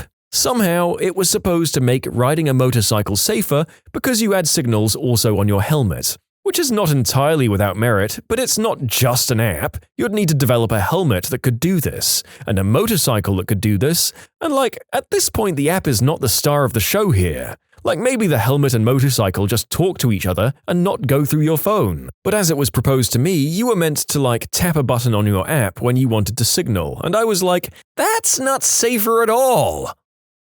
My partner is a programmer, so I've got to witness a couple of stupid app pitches over the years. The one I remember quite well was some guy we met at a bar, a backpacker type, who had just arrived in town. His idea was to make an app for travelers that basically would let your family back home book some random person, I think other travelers in the area, to stage an intervention with you if your family back home felt like you needed or deserved it. Let overbearing mothers pay to have some rando do their overbearing business so you'd never get a rest while on vacation.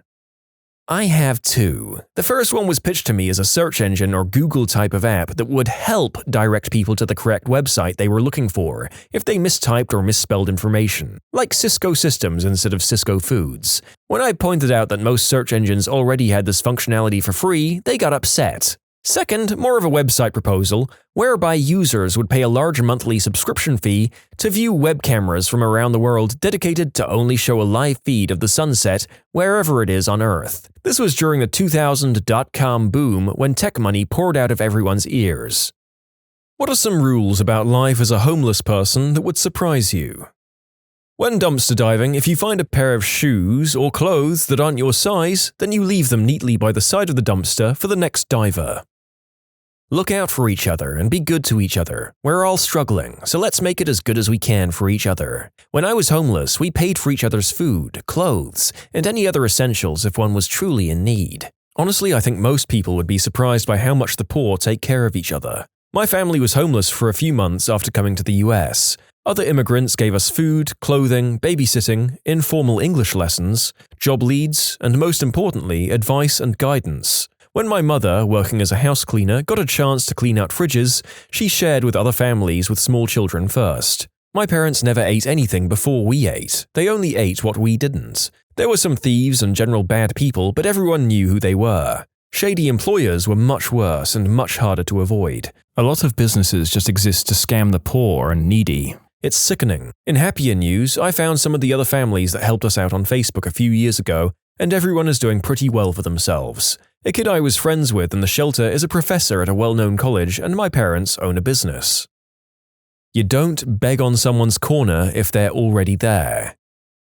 My dad told me about the time he had to live homeless for a week for a class. He was working toward being a Catholic deacon. He has a lot of stories from it, but the one that stuck with me was his first night of being homeless. He woke up covered in layers of cardboard with a rock on top to hold it in place. The other homeless took care of him on his first night on the streets. When I was in college, my sociology professor gave us the option of being homeless in a big city for a weekend for extra credit. I wonder if anyone ever took him up on that particular assignment. That seems like a dangerous assignment that can result in a lawsuit. He'd probably make them sign a liability waiver. One of my college professors made us drive through an ethnic neighborhood, a ghetto, and map it out. We all had to sign a liability waiver exempting any danger, including injury and death. This was not an extra credit assignment either. We had no real choice. There's a certain level of tenure where apparently you can just send your students out into potentially dangerous situations for ships and giggles then.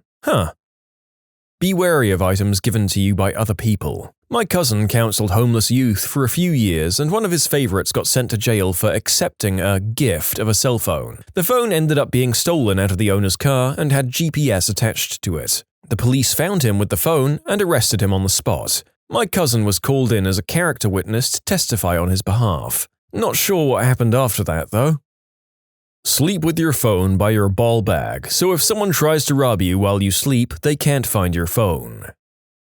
You share what you have with your group. What goes around comes around. If there are a group of you, each person can stand on a different corner to beg and make far more than you would by yourself. Do homeless people normally group together? It does seem like it would be safer that way. I've been both solo and hanging out with a group. Each have their own pros and cons. Solo means you don't have to share, do whatever you want, easier to hitch, but in a group you aren't as lonely and you're safer from people who like to pick on the homeless. How are you on Reddit, dude? I've heard it's next to impossible to break free from homelessness. Tell us your story, if you will. I use a smartphone. In this day and age, it's a huge resource for being homeless. If you're lucky enough to get your hands on one, that is. I chose to leave home at 17 after an altercation with my mum. She was a tweaker. I packed a guitar and a sleeping bag and some clothes and headed for Portland. After I got there, I slept under Burnside near the Mission as my first night out. What an eye-opening experience. I played guitar to earn change for food and the occasional stay at a flophouse. Then I started hitching to change the scenery. That's a really long story. I was out for about 4 years. I'm lucky enough to have made a lot of good friends over the years, and one of them is helping me get back on my feet. Still a pain in the butt finding a job, but oh well. Respect your elders, aka don't F with the old-timers. Old-timers age-wise or homeless-wise, like who outranks who, a guy in his mid-40s who had been homeless for a decade, or a 60-year-old who'd just lost his home? Usually the guys who've been there longer, the 40-year-old guy outranks the 60-year-old guy in this case. But it wouldn't be well looked upon to F with the 60-year-old guy either, unless there was some kind of rumor going around about him, and unfortunately rumors don't need much verification for the homeless community to believe them when it comes to the newcomers. I lived on the streets in Seattle in 2000 and lived in shelters and transitional houses for many years after that. I was 15 at the time and there was a pretty big homeless population there. We had some weird rules. I mostly lived on Broadway and each homeless group really had their own rules. There were also the AV-rats, who lived up by the university. They had a whole political system. People were at the top and people were at the bottom. You could also get kicked off the AV, and most of those kids would end up on Broadway. Almost everyone on Broadway was a junkie or gay. And there were the downtown kids, mostly young foster runaways or kids with mental issues. Lots of juggalos down there. So I guess we were sort of the crazy group. The big one I remember is that you always take off your shoes when you sleep. And if you sleep outside, sleep on top of your bag and tuck your shoes under it. Sometimes my bag was way too packed to pull that off comfortably, but people would take your shoes just to mess with you. They'd call the annoying or new kids oogles, but they wouldn't ever kick someone else out of the neighborhood like AV-rats. Just too much smack going around really to have that kind of control. Probably the most offensive thing you can do is finding out where someone else who's homeless lives. If you follow them, they'll stop and talk to you, and if you just enter a squat uninvited, well, it's really dangerous. It was respectful to pretend like you didn't care where your friends went at night. At any point, you can get uninvited too. You'll just be locked out that night. They don't give a crap about where you're staying. This isn't a pity party. Broadway is pretty small too, just about 7 blocks long. So people would panhandle right next to you all the time. If they weren't at least 2 shops away, they were probably doing it to tee you off. Or it's just their normal spot. Like I always camped out in front of this Mexican place because they had awesome leftovers. But it was absolutely uncool to sit or lie down around other homeless kids, or stand on the side of the sidewalk that the stores are on. It's illegal on Broadway, and doing that just attracts the cops. I remember asking other homeless kids to stand all the time, just because I was sick of getting picked up by the cops. Lots of theft too. No real idea of a moral code at all there. Although people would share their substances with you all the time. That way they had someone to bug about sharing back when they didn't have any cash. Later on, I lived at Tent City and still got stuff stolen from me quite often, even though they have a decent community there. Backstory time. I'd moved down to Florida with a friend almost on a whim. Had about $1,000 saved up at the time. He was going to get us out of the state and meet up with a girl who he later caught cheating on him. And I'd just recently broken up and wanted a good escape from Minnesota. After 2 months, we were no longer welcomed at our arranged place to stay, and I hadn't yet landed a job. We had an apartment lined up, but at this time I was already a few hundred short of the deposit check, which had been written to secure an apartment already. I'd already met a few people my age who were homeless and knew of an abandoned apartment complex with screened-in porches. I'd paid my phone bill 3 months in advance and had something about $120 of credit on the bill. Old candy bar phone, minimal texting and low minutes plan, but unlimited on nights and weekends. That made it pretty easy to stay in contact with people and very essential for getting a job. Came to find out later that my friend never replaced the rent check, which means I should have just stayed with him, but I only found out after one of my former roommates up there had convinced me I needed to come back and whip the boys in the apartment into shape. I paid her a full month's rent before moving out, just so she would have some backup in case her boyfriend and the other roommate had issues. Still on the lease and Hurricane Katrina was coming. Those 90-degree palm trees. I shipped what I couldn't carry on the bus back to my place and hopped on a Greyhound. Anyway, my community's rule was if you're trying to run away from good parents and are underage, we will make sure the police find you. This kid was 15 and after talking with his friends, we heard no reason for him to be running away. Just teenage angst. Made sure the police took him home, and I left my cell phone number in case he ran away again. Just because I was homeless, that didn't mean I didn't work 2 jobs. Would work about 56 hours a week at the gas station between 2 stores, and then did the usual selling papers on the streets in the morning. As a former homeless teen though, I will say that I was welcomed with open arms. I didn't come from a good home, and so when I finally got kicked out and ran away, kicked out at first, then when I didn't come back they claimed me as a runaway, I was shown how to get money, where and when to sleep, how to get food, and the best diners to chill at during cold nights. There's no way I would have made it myself if it wasn't for the help I got from fellow homeless people. A lot of really striking stories here. I can't get over how rampant homelessness seems in the US compared to other first world countries I've lived in, even with the people in question working more than full-time in some cases. I was 15 when I ran away from home because my mother threw a cast iron frying pan at my head. I didn't even have the chance to grab my shoes or a good pair of pants, and there were people who instantly helped me on my feet. I was able to find shelter, a tent city, by the end of the day. I was directed to 3 square meals per day, and from there, my own place and my own life. I was on the streets for a matter of 9 months. My advice: don't loan out anything you need to expect back. You don't have to make friends with people to survive. In fact, it's often better if you don't know a lot of people. Just don't behave like a butthead to anybody. You never know when they'll help out. There's no need to burn a bridge before you have to cross it. If someone is helping you out, be super fricking polite about it. A lot of shelters and programs have strict guidelines for how long you can use their programs. If you're polite, they might help you out a little beyond that, or they might use their contacts to get you in a better position, moving forward to the next step. If someone shares something with you, if you can return the favor, do it. If you're a runaway, don't take anything with you that was paid for by your parents. The cops can go after you as if you were a thief. If you have to run, then treat it like a clean break. Aim not to be homeless. It can be fun, just living on the street and not having expectations, but your goal should be to get the frick out of there. Try to get your education in order, get certifications, and get yourself a job. A lot of programs are available for the homeless. Take advantage of them. Don't do substances or get drunk. I know that sounds like a written rule, but there are a lot of homeless people who commune by getting trashed together or become homeless after picking up a habit. Fricking avoid this. It's expensive, both in time and money, and most people aren't going to give you crap if you say no. And they won't give you crap if you say yes. You're responsible for yourself. You can submit your own stories to be featured here on the channel. The story submission link is in the description below. And if you want to listen to some vibey music in the background, check out easymode, also linked below, and subscribe. My brother, who is mentally ill, was homeless on the streets of DC. He says the other homeless people got him food and forced him to eat it when he looked like he would starve because the voices in his head were telling him to avoid all food.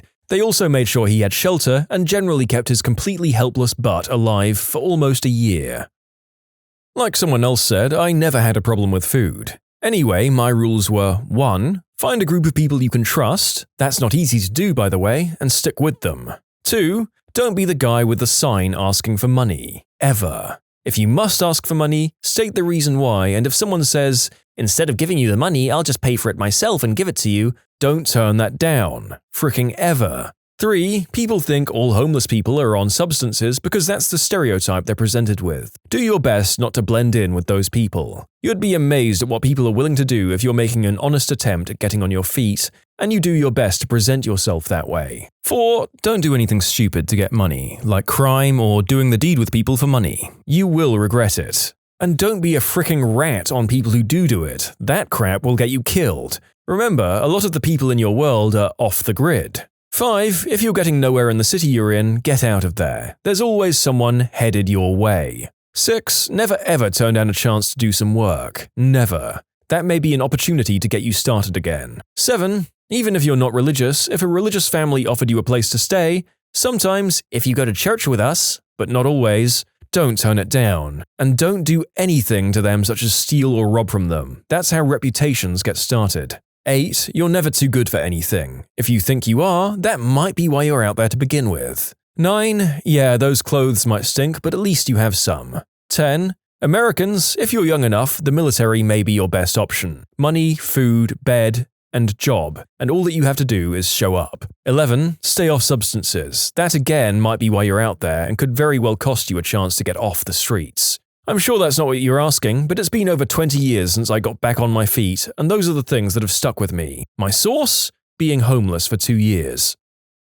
I was homeless for about 4 months in Las Vegas. Rules I learned in the area, keep in mind that I'm a girl by the way. 1. Don't walk around without some sort of knife because drunk, stupid people like to pick on homeless people. 2. Search each machine you can for loose change and vouchers. Also, if you spend $1 at the penny slots and need a drink, you can get free ones on Fremont Street, which is also a great source of free entertainment when you're bored. 3. If you find a friend, make sure one watches while one sleeps. 4. Make use of shelter money. In Vegas, there's a social service run by a church outfit that provides you with housing vouchers if you're one of the first 10 people in line in the morning. You can find a friend, double up on the vouchers in some places, and get weekly rental for an entire month. This is awesome during the summer when it's 120 degrees outside and you need AC and a shower. This is also cool if you find a job with a telemarketing company or something that requires you to shower daily. 5. If you get involved in substances or have a gambling problem and you're already homeless, you're pretty much destined to remain homeless in Vegas. 6. If you have food stamps, share. I once had a homeless man buy me a sandwich and it was the most humbling experience of my entire life. My backstory? Well, I was 23 and newly divorced with no job and nowhere to turn. My ex kicked me out, so I moved to Arizona from Texas. I'm originally from California, and stayed with some friends. I met the wrong kind of people and ended up on a 4-month bender with a guy we'll call D-Bag. Basically, I did all sorts of bad stuff and had no support from my family because they saw the path I was headed on and told me I needed to pull my crap together. So I was homeless in Vegas because it seemed like the land of opportunity. Once I realized it wasn't, I stopped doing substances. I got that voucher and got a job at a telemarketing place. Then, after a few weeks, I called my brother, basically ate my crow, and came to live with him. 3 jobs, an apartment, and an illness later, I was back at my mum's after 2 years. 2 years after that, I was an EMT. Then, social services became my calling. 2 years ago, I moved back to Northern California, got back into school, and got a job at a car wash. Now, I'm a 4.0 student in college, and I'm focusing on finishing 2 degrees and transferring to a UC in the next year. It's been a lot of hard work, reflection, and blind luck. Also, financial aid is awesome. I wouldn't change anything, and I'm almost 30 and I've done a lot. But the adventure continues. Basically, just keep going and eventually something will break. That's about all I've got. It's pretty gnarly out there, and I'm definitely glad I'm no longer homeless. I gave back what I can these days and am pursuing a career in social services so that I can continue to help others. What a story. I can imagine being on the streets in a place with as many tempting diversions to burn your money on as Vegas could turn into a sort of spiral of self-destruction. Well done on getting out of there, really. Homeless for 5 years here, since I was 18, here's a few I've noticed. Prison and jail culture bleeds into the homeless community. Watch your words. Words normal people get to say can have serious meanings on the streets. One example, saying the B word to someone might get you attacked. Watch your mouth or you won't last long. No one's pressing charges or calling the cops. If you get into a fight with someone, it's all he said, she said bullcrap. Everyone takes it and conflicts resolve themselves. Everyone you're around is homeless. You've got to stay in that shelter with them every night. You'll share the same public spaces that everyone who's homeless has to. You don't have a choice. Keep to yourself, don't mouth off, and don't F with anyone else, or you'll get F'd with. Your cigs are everyone else's cigs. Everyone on the street smokes, and if you've got them, you're probably going to end up sharing them. I've been technically homeless about 3 times before the age of 15, but you wouldn't be able to tell it just by looking at me or conversing briefly. Average-looking, white, 20-year-old male college student. Without explaining a ton of other stuff and including many sad stories, I'll get to the meat of the question. For my family, I remembered that we would go to the library every day for several hours at a time. It's a place where extended stays aren't particularly unusual. Additionally, you have AC, heat, internet, computer access, water fountains, bathrooms, lounge chairs, and nearly endless educating vessels surrounding you in the form of books. In conclusion, if you're ever homeless, go to the library. I was homeless at age 17, but lived in a shelter and not on the street. My experiences might vary from yours. Don't fricking trust anyone. The women in my shelter would befriend you and backstab you just to laugh at you when you got kicked out. Are there a lot of working girls in the area? Chances are some of the women in the shelter are part of that problem. Mental illness. Mental illness everywhere. Doesn't have to be severe, but there are a lot of messed up people. Be careful who you confront, especially if you're unsure of their mental capacity. Do you own things of any value? Well, better keep them to yourself, because some butthole will try to steal them and resell them. You don't mess with other people's children. Seriously, you don't know who is friends with who, and who might F your crap up. Also, don't make comments about their baby daddies if it's very obvious they have several. Touchy subject, usually. Don't steal each other's food. If you do, they will hunt you and find you. I once saw a woman have substances planted on her so that she'd get kicked out once they found out she was stealing food.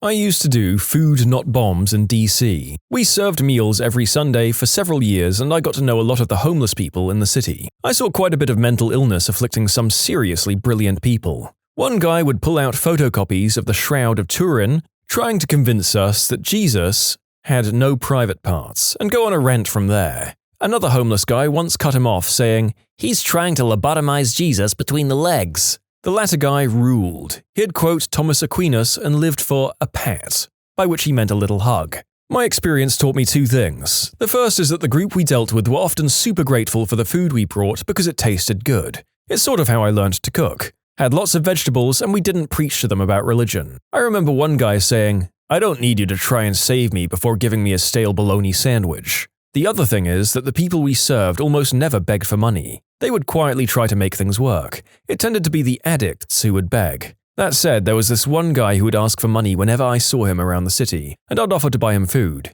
He jumped at the offer twice and went nuts at a 7-Eleven and a breakfast place respectively. He was hungry. There are some jerks in the homeless community, but there are also some jerks with homes. That's the long and short of it. I have a bunch of stories, but I'd say that if you have the time to stop and talk with the person for a minute, you can learn a lot and measure whether it's worth trying to help them out. Save every penny. Buy a tent. Put your tent next to a river.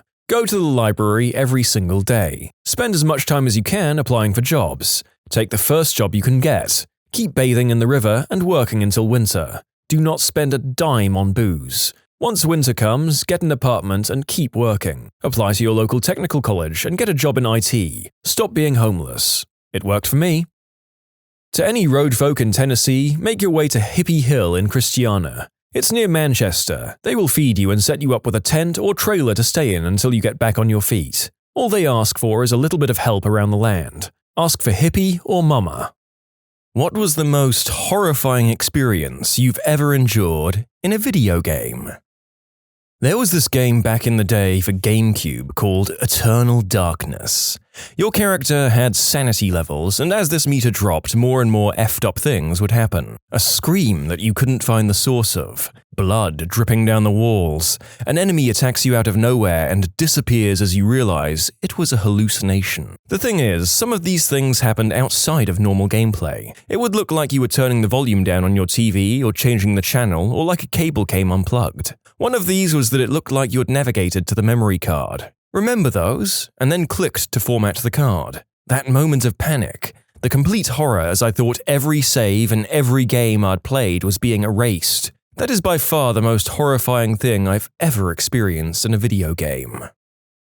Playing the first Sims game when I was like 9 years old with some friends. I covered a room in rugs because it looked neat. Turned on a fire because it was cozy. Immediately, the whole room was set ablaze like the rugs were soaked in oil. No gradual fire catching like in The Sims 2 or onwards. The parents of the family were trapped and died. The kids on the upper floor couldn't leave the building because the fire was on the way. We couldn't change to building or shopping or click any commands, not even speed up because it was banned during fires. My friends and I were horrified and had to watch them die for like 5 minutes straight until the fire completely died out. My first Sims game was Sims 2. The very first night the Sim moved into the new house, he decided to eat barbecue for dinner, proceeded to light himself on fire, and died because I didn't know about fire alarms. Had 198 out of 200 Pokemon on Sapphire. My little sister wiped the save so she could play a few hours on a girl character, then got bored of it. Ah yes, it must have felt really good being an only child after that. The first time I killed a Peep in Roller Coaster Tycoon by drowning him in a lake by accident after deleting part of a pier. I was traumatized and put the game down for a while. I came back later and decided to be more careful. I ended up creating a roller coaster in the desert level that flew off its rails and exploded, killing all of its passengers. Needless to say, I went crazy and built a death park in the aftermath. You know what? I'm not sure that anyone who owns Roller Coaster Tycoon hasn't at some point built rides specifically to see how many people they can send flying to their deaths, how many people they can fit on a catwalk above the water before deleting said catwalk, and whether they can direct roller coaster crashes onto major thoroughfares to see whether the explosions will kill pedestrians. It wasn't just me, right? In Resident Evil 4, I was just shooting the water at the end of the pier because I thought I'd get the fish. When that big fish came up and ate me, I almost crapped myself. The other moment like that for me is the chainsaw guy cutting off your head for the first time. My first death in the game was from that. It made me drop the controller and I was shocked that it had just happened. Same game. I crapped a brick later when that dude bursts out of an oven and he's on fire and he's just gunning straight for you.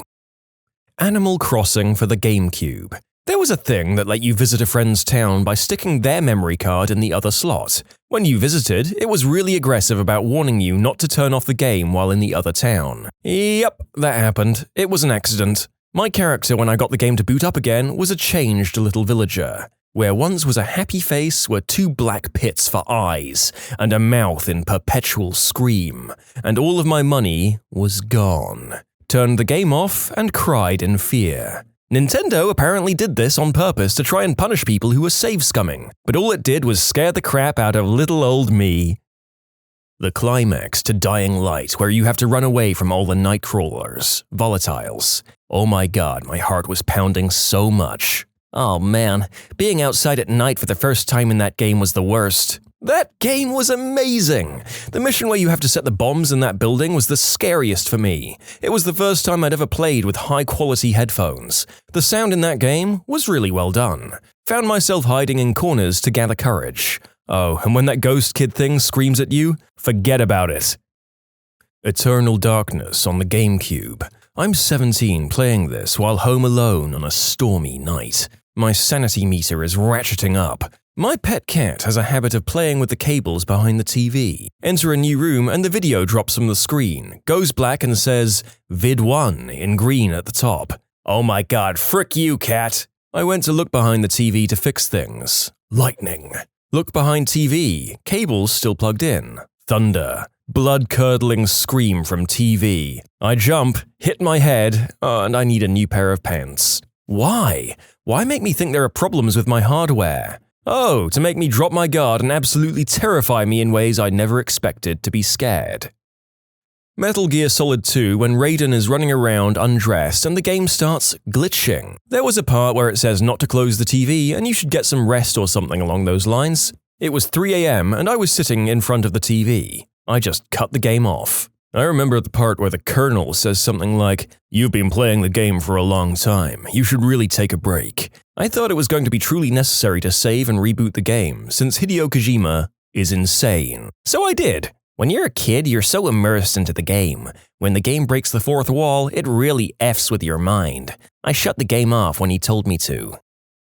Playing Resident Evil in the dark and seeing that damn dog break through the window.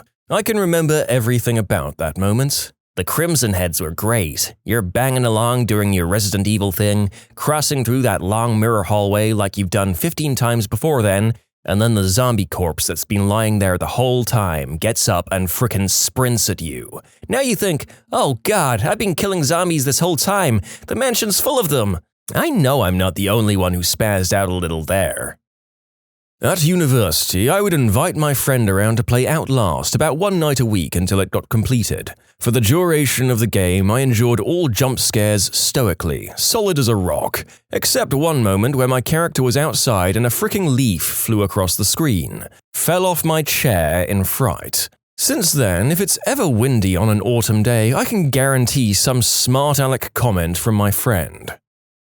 Batman Arkham Asylum, the Scarecrow introduction. I thought my brother would kill me for breaking his beloved toy. Are we talking about the moment when the game glitches and makes you believe it's started over, and you've lost all your progress up until that point, which was basically about half to two-thirds of the way through the game? If so, then yes, the developers really knew how to put the fear into the hearts of gamers for a second.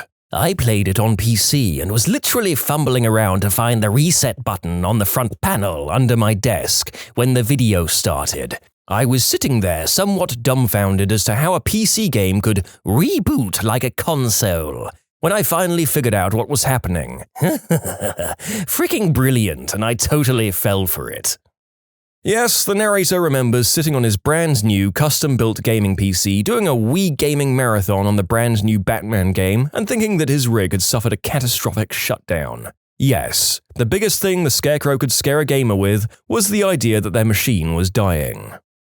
My sister unplugged my Battlefront 2 save file when I was saving to the card and it got corrupted. She wanted to watch TV. I had hundreds of hours of stats on that account. I'm still not over it. It's treason, then. Max Payne, where he has the hallucination with the baby crying and his wife screaming, still gives me nightmares. I had to mute that part until I passed it so my parents wouldn't come out and be like, "What the frick are you playing?" My first shiny Pokemon was a Graveler. It used Explode. I've heard a story from someone who had observed the unluckiest person in existence. They encountered 2 shinies in a row, both Graveler. Both self-destructed. They are also the reason I will always have a good supply of Quick Balls. When you're playing Medieval 2 Total War and the Mongols or Timurids show up for the first time. Crusader Kings as well. A good late-game horde in that game can frick up people in the safest of areas. First playthrough, no idea what was going to happen. I chose Georgia. I was having a great time and really felt like I was getting the hang of the game. The first time I encountered a witch in Left 4 Dead. Frick that crap, man. I've never been more terrified in my life.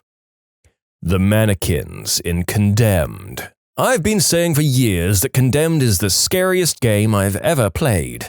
I think it's because it's not monster horror, it's real tension, and actual people scaring the crap out of you, hearing screams and heavy breathing in a dark room from some cracked-out tweaker, and then seeing a chair fly past you from a room you know you have to go in. That crap is scary because it could be real. Then amplify it by the fact that you almost never have a gun, just melee weapons that you pick up. I love the game, but could only play through it once.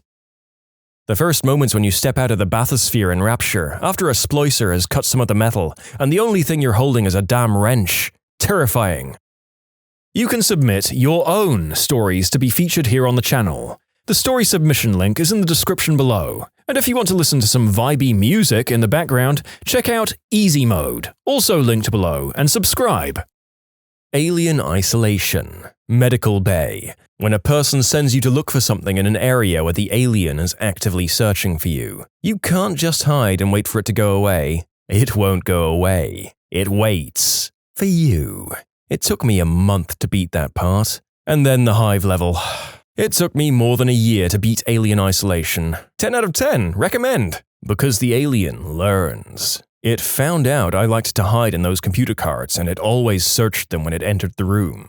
Though my scariest moment is when I found out it can chase you in the vents. It was after me, so I ducked into one and made a 90-degree turn. I thought I was safe until I heard a fast bang bang bang, and as I turned around it was just barreling down the vents at me on all fours. I nearly passed myself. I bought that game and I couldn't get into it at first because the plot is so slow in the beginning, but eventually I got determined and made my way through the slow first act to get to the xenomorph, and I was glad that I did. One of the best games I've ever played and one of the most rewarding experiences in gaming I've ever had. Now I actually kind of appreciate the slow first act because it's trying to get you on edge, the same way the movie did. It's a slow burn, which is something we aren't used to in games. We want instant gratification, and that's not what the original movie was about.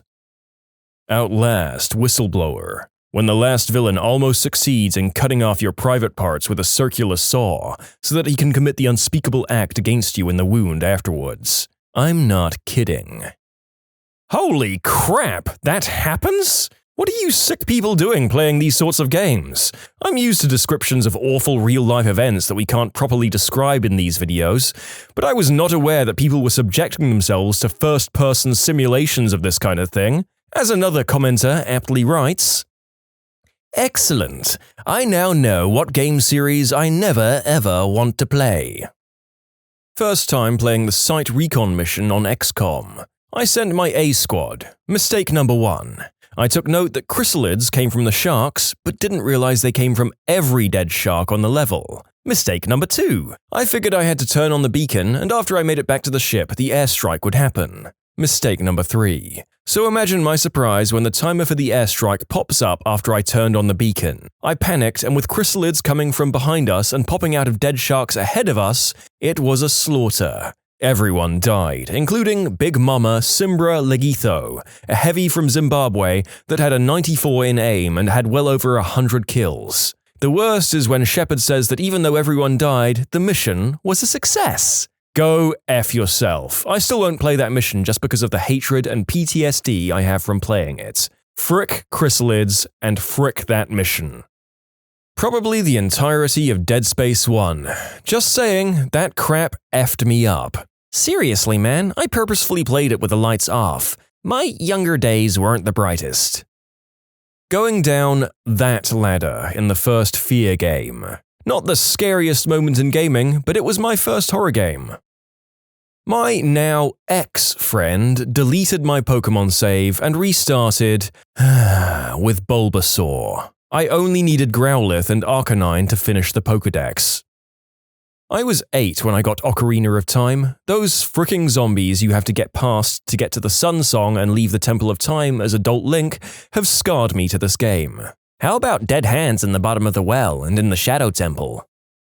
Any difficult section in a game with unskippable cutscenes before it. The Seymour battle in the mountains, Final Fantasy X, was this for me. Fricking Unalesca. How about frick any Japanese game for this exact reason? Playing games with my son, who's 8, and we're playing Rocket League. I always try to give him a chance to win, until a couple of weeks back. He's up 2-1, and I haven't been easy on him. And as time dwindles away, I'm busting my butt, doing my best to tie the score. I always keep it close, but sometimes I let him win. Sometimes I win. The kid's got to learn how to take a loss, you know? Except, I can't score. The little guy's saving shots, keeping the ball away from me, I'm missing hits, everything. He wins 2-1. He's all smiles, does a great job treating the win like a loss, meaning not running his mouth or anything. On the outside, I'm smiling, having a good time, but on the inside is a mixture of frustration, proudness, and general what the frick-icity, because this is it. The beginning of the end. I'm not sure if this counts, but many years ago, geez, I'm old, I was at the top of the case ladder for Duke Nukem 3D. I log on one day to find I was number 2. I'd only been number 1 for 3 days and I had not gotten any challenges, so I should have still been number 1. When I contacted the ladder admin, he said I'd ignored a challenge, since the rules state you can ignore a challenge only once, and you must play at least 1 match per week. I hadn't broken any rules, but it didn't matter to him. So I challenged the number 1 guy, beat him, and then he accused me of cheating and the admin sided with him. Turns out the admin was the number 1 guy. The water part in AmITheA Dark Descent. The first time my friend and I tried to play this part, we were taking shots because liquid courage. Unfortunately, the more we drank, the scarier it got. Vault 11 in Fallout New Vegas. The one with the sacrificial chamber under the Overseer's office. Probably my favorite side quest storyline of any game ever, and I don't think there's anything even linking to it. I just stumbled upon it randomly. The vault in Fallout 3 where it's just full of dudes that say, "Gary," scared the crap out of me back in the day. Not sure why, it was just uncomfortable. The first thing that sprung to my mind is the hotel basement in The Last of Us. Up until that point in the game, you've never not had a partner or two, and then suddenly you're alone in a pitch-black pit full of monsters. But that aside, the real answer is the entirety of PT. It's a horror classic, and it's an absolute travesty that it's no longer available for download.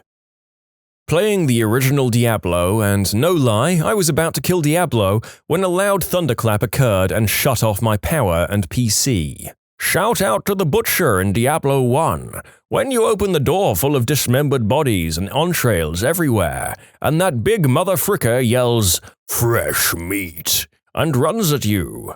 I was like 5 or 6 when I played that, and I'll still always remember it. Haha, first time I opened the door and heard, "Fresh meat," I left immediately and was like, hell nah.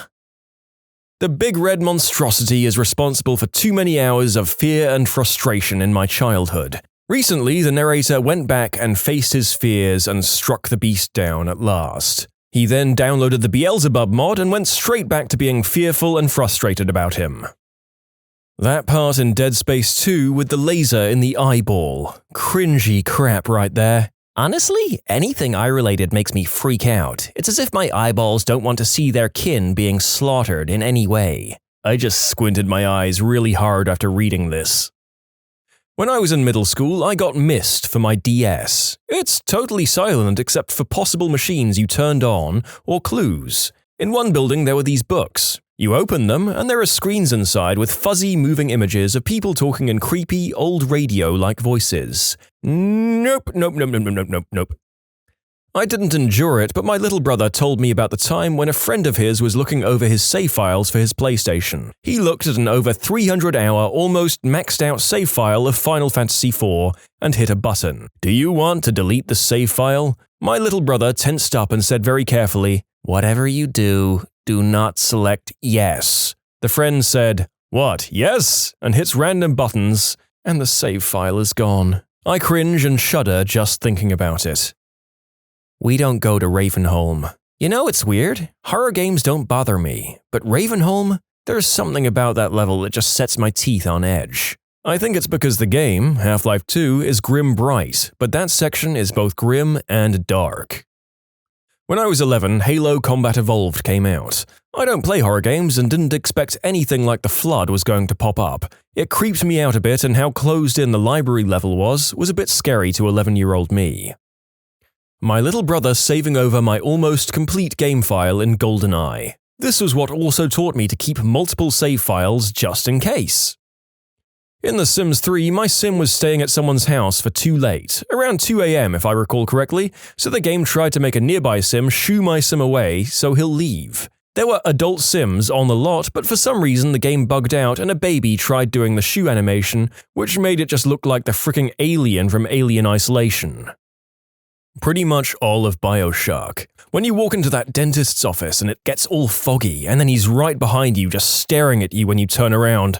That or the shotgun on the floor in the pool of light. You know it's a trap, but gosh darn it, you need that shotgun. Or those fricking ballerina statue things placed everywhere, and you find an upgrade machine in a small, dimly lit, flooded room, and when you finish upgrading, you turn around and there is a statue there that wasn't before. I immediately ran up and started beating the statue with my wrench. It didn't die, but it bled everywhere. That let me know those things were alive. Sonic 2006. Just the entire game, really. I played Half-Life 2 for the first time and I didn't know anything about it. Then Dr. Kleiner's headcrab jumped right at my face and I'd never been so frightened over a video game. It was Lemmings, or possibly Lemmings 2. Anyway, I was out 1 pixel in my digger's position and the whole troop fell from one platform into a burning pit of oil on the platform below them. It was all over before I could hit the explode all option. I felt so ashamed.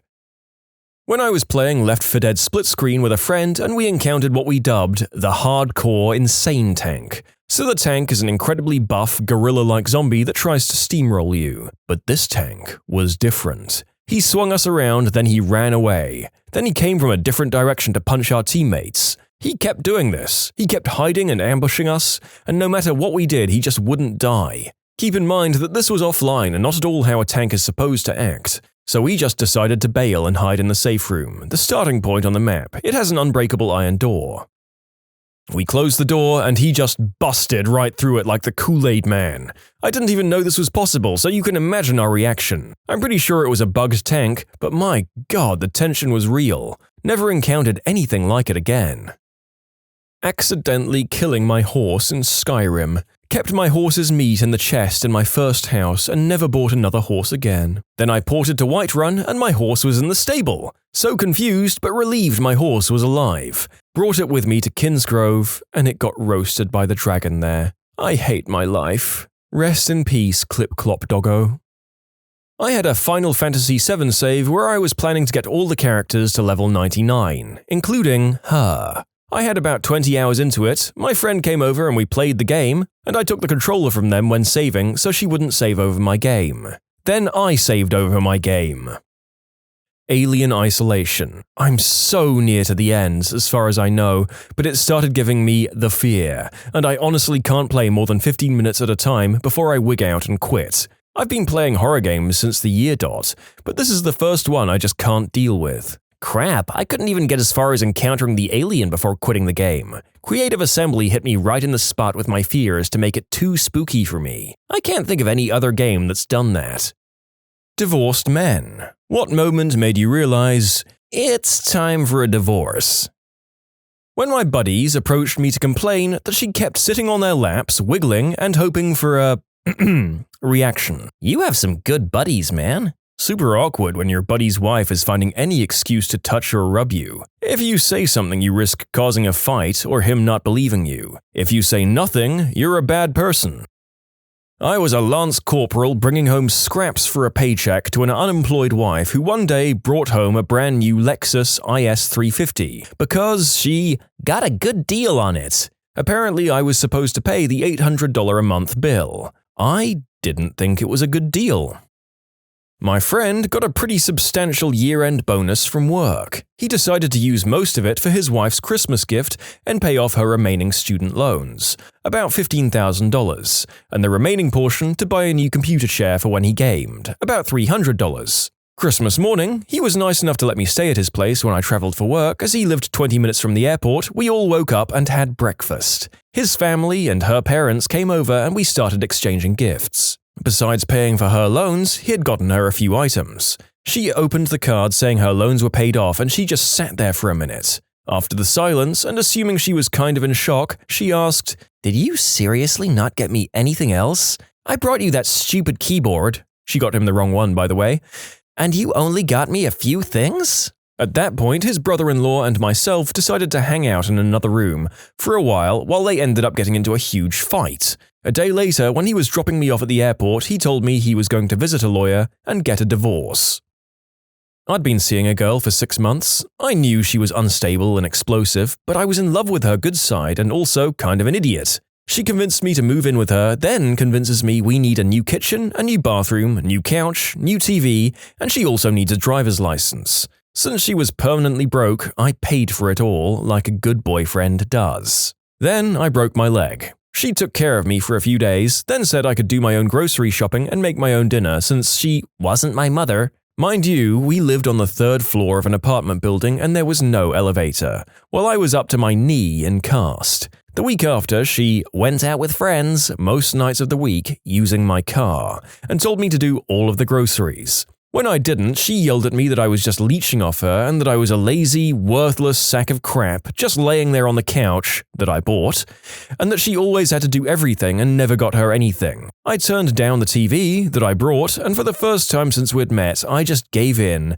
and let the hate flow through me, and blasted her with every B-word thing she did, just yelling from the couch, but it felt great letting it all out. She then kicked me out for insulting her and told me she'd been banging a dude from work all week anyway.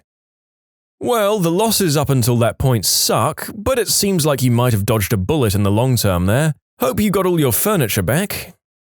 When she falsely told our marriage counselor that I punched her. The next week, she denied saying it and accused our counselor of lying. He gave me a, "You should leave this relationship" look. I took that look as permission from a professional that I definitely wasn't making the wrong decision. Got divorced and never looked back. I legitimately feared for my safety toward the end.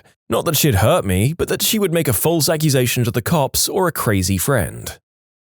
She let me know she was pregnant and wanted my permission to tell all of her girlfriends during a girls' night out. Since I knew there was no possible way it was my child, she was also unknowingly admitting to having an affair. I can math, she can't. It was with her boss. We were at a point in our relationship where we were fighting all the time, so I just slept in the guest bedroom, so I wouldn't have to hear her screeching. But for some reason, on Father's Day, that's how I remembered the exact date, she came upstairs and basically forced herself on me. When she told me, "We're pregnant, I want to tell all my friends, oh joy!" I asked her when the doctor expected her due date. Then I did the math. 7.5 months does not a baby make. Finally got a prenatal paternity test out of her. I think she still believed she'd ninja'd my baby inside of her, and the truth came out and I finally just told her, "Just tell me the truth, we can work through anything." Then she fessed up. My lie was that I was going to work through anything. I'd already had divorce proceedings in the works. Lawyered up the next day and he ate her alive in court. I got primary custody of our child we already had and child support and a sheriff's notice that she had to vacate my home in 30 days. I never knew she could be that stupid. I realized when a friend's wife said to me, "You know, your wife is sleeping with my husband, right?" I mean, that's a pickup line if ever I knew one. I mean, we might as well. I knew mine was over the morning I saw a picture of some guy's eggplant on her phone. She was classy enough to bring him to the divorce proceedings. "Your Honor, I would like to present Exhibit D into evidence." When she staged a robbery of our house so she could fence off all of my stuff for smack money. When my stepdaughter became a teenager, my ex ramped up the nutso. She'd always been an impatient, angry screamer of a parent, but as my stepdaughter became a young woman, my ex just went crazy with envy or something. I know lots of mums have a hard time with teenage daughters, but their base-level patience is so much better than my ex's was. Threats of cutting the daughter's hair in the middle of the night while she slept, pulling hair, slapping face, ridiculing her in front of her friends, swinging something that missed, and putting a hole in the wall. I was out, and I took the kids with me. My wife was around less and less. Had to be free to live her life, go out with her friends. More often than not, she would call me to pick up our daughter from daycare, after promising to pick her up and have some girl time with her. She'd say to just tell the daughter she was working late or not feeling very well. She always had something better to do, and the kids were old enough to know better. I went to pick up our daughter one day, and when they called her name, she came running over until she saw it wasn't Mum, again, and slumped her shoulders and slowly walked over to ask, "What's her excuse this time?" That was the breaking point. I told her to get out and even helped pay her security deposit to get her out. This one hits close to home with me. My dad and mom were never married, and I was 2 when they broke up, but my mom was supposed to be there for me. She would make all sorts of promises to come hang out with me and pick me up and do things, but 9 times out of 10, she wouldn't show. I remember getting excited if she showed up for one of my birthdays. How sad is that? She should have been there regardless. She always had these dumb excuses as to why she couldn't come. It broke my heart. My mom has been dead for 3 years now. I'm 22, and all I can think about when I think of her is I hope I never damage a child the way she damaged me. Tell your daughter some internet stranger sends her empathetic love. My wife made me watch Oprah, which was grounds enough, but there was also a quiz. It was an is your marriage okay or not kind of thing. In my head, I saw 7 or 10 items that were not okay. My wife didn't see any. We'd already been to counseling. Question 1. Does your husband enjoy watching Oprah? Her? Well, of course, he's sitting right here with me. Him? I wonder if I can accidentally pour bleach in my eyes. I was working on a mother-daughter scrapbook as a Christmas present for her. Was going through her Google Photos account looking for pictures of them together. I came across a selfie she took of some guy lying on top of her. Confirmed her second affair. I knew it was over the moment I saw it. That has messed me up pretty good. We flew across the country for her sister's wedding. She didn't say a word to me the entire time since we'd parked at the airport. Once we landed at our destination, we walked to baggage claim, absolute silence proceeding for several hours now. At the carousel, I picked up her bag when she took it out of my hands and calmly stated, "None of my family knows you're here." I told them I came alone. She walked out of the airport and left me there. Narcissistic personality disorder made for some really fun scenarios. During the last 1.5 years of our marriage, she became extremely psychologically manipulative. She was a narcissist, controlled my every move, would isolate me, refused physical contact. I was just an extension of her life. Was not allowed to talk to any woman and was not allowed to hang out with any friends or should just ignore me for up to 5 days at a time. Double standards everywhere. Verbal attacks, and the list can continue, but it hurts to think about. The last straw for me was when she threatened to kill me because I came home from work late, even though she knew I'd be home late. It was just a little too late for her, and she also threatened to hit me the same day. This was the second time this happened, and I talked with several people at work about it, and they suggested that I run. I had texts of the threats on my phone and contacted a lawyer that same week. She agreed to sign since I told her I would take severe legal action if she didn't. Thankfully, no children, and it was a clean divorce, and now I'm happily divorced. Yeah, look, I know that in some cases, divorce is rated as a highly stressful life event, immediately behind deaths in one's close family. But it doesn't always have to be that way. Unfortunately, it's probably only a good life event when it follows several years of extreme hardship.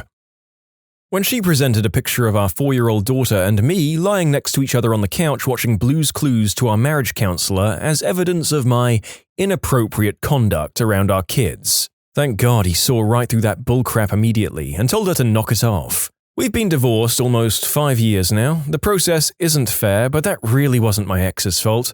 No allegations of inappropriate behavior with my kids or misconduct were brought up against me during the proceedings, so that was all good. They wouldn't have flown for a minute in court anyway. Our kids are older now, and every day are becoming better equipped to see and understand the difference between what's reasonable and right and what's simply just bat crap insane. And it's not working out all that well for their mother, who hasn't changed her MO much, if at all, since we parted ways. So it goes. I'm happily remarried now with a woman with kids of her own. Kids who were friends and schoolmates of my kids before she and I even got to know each other. They're all our kids now. Life is good. No more shenanigans.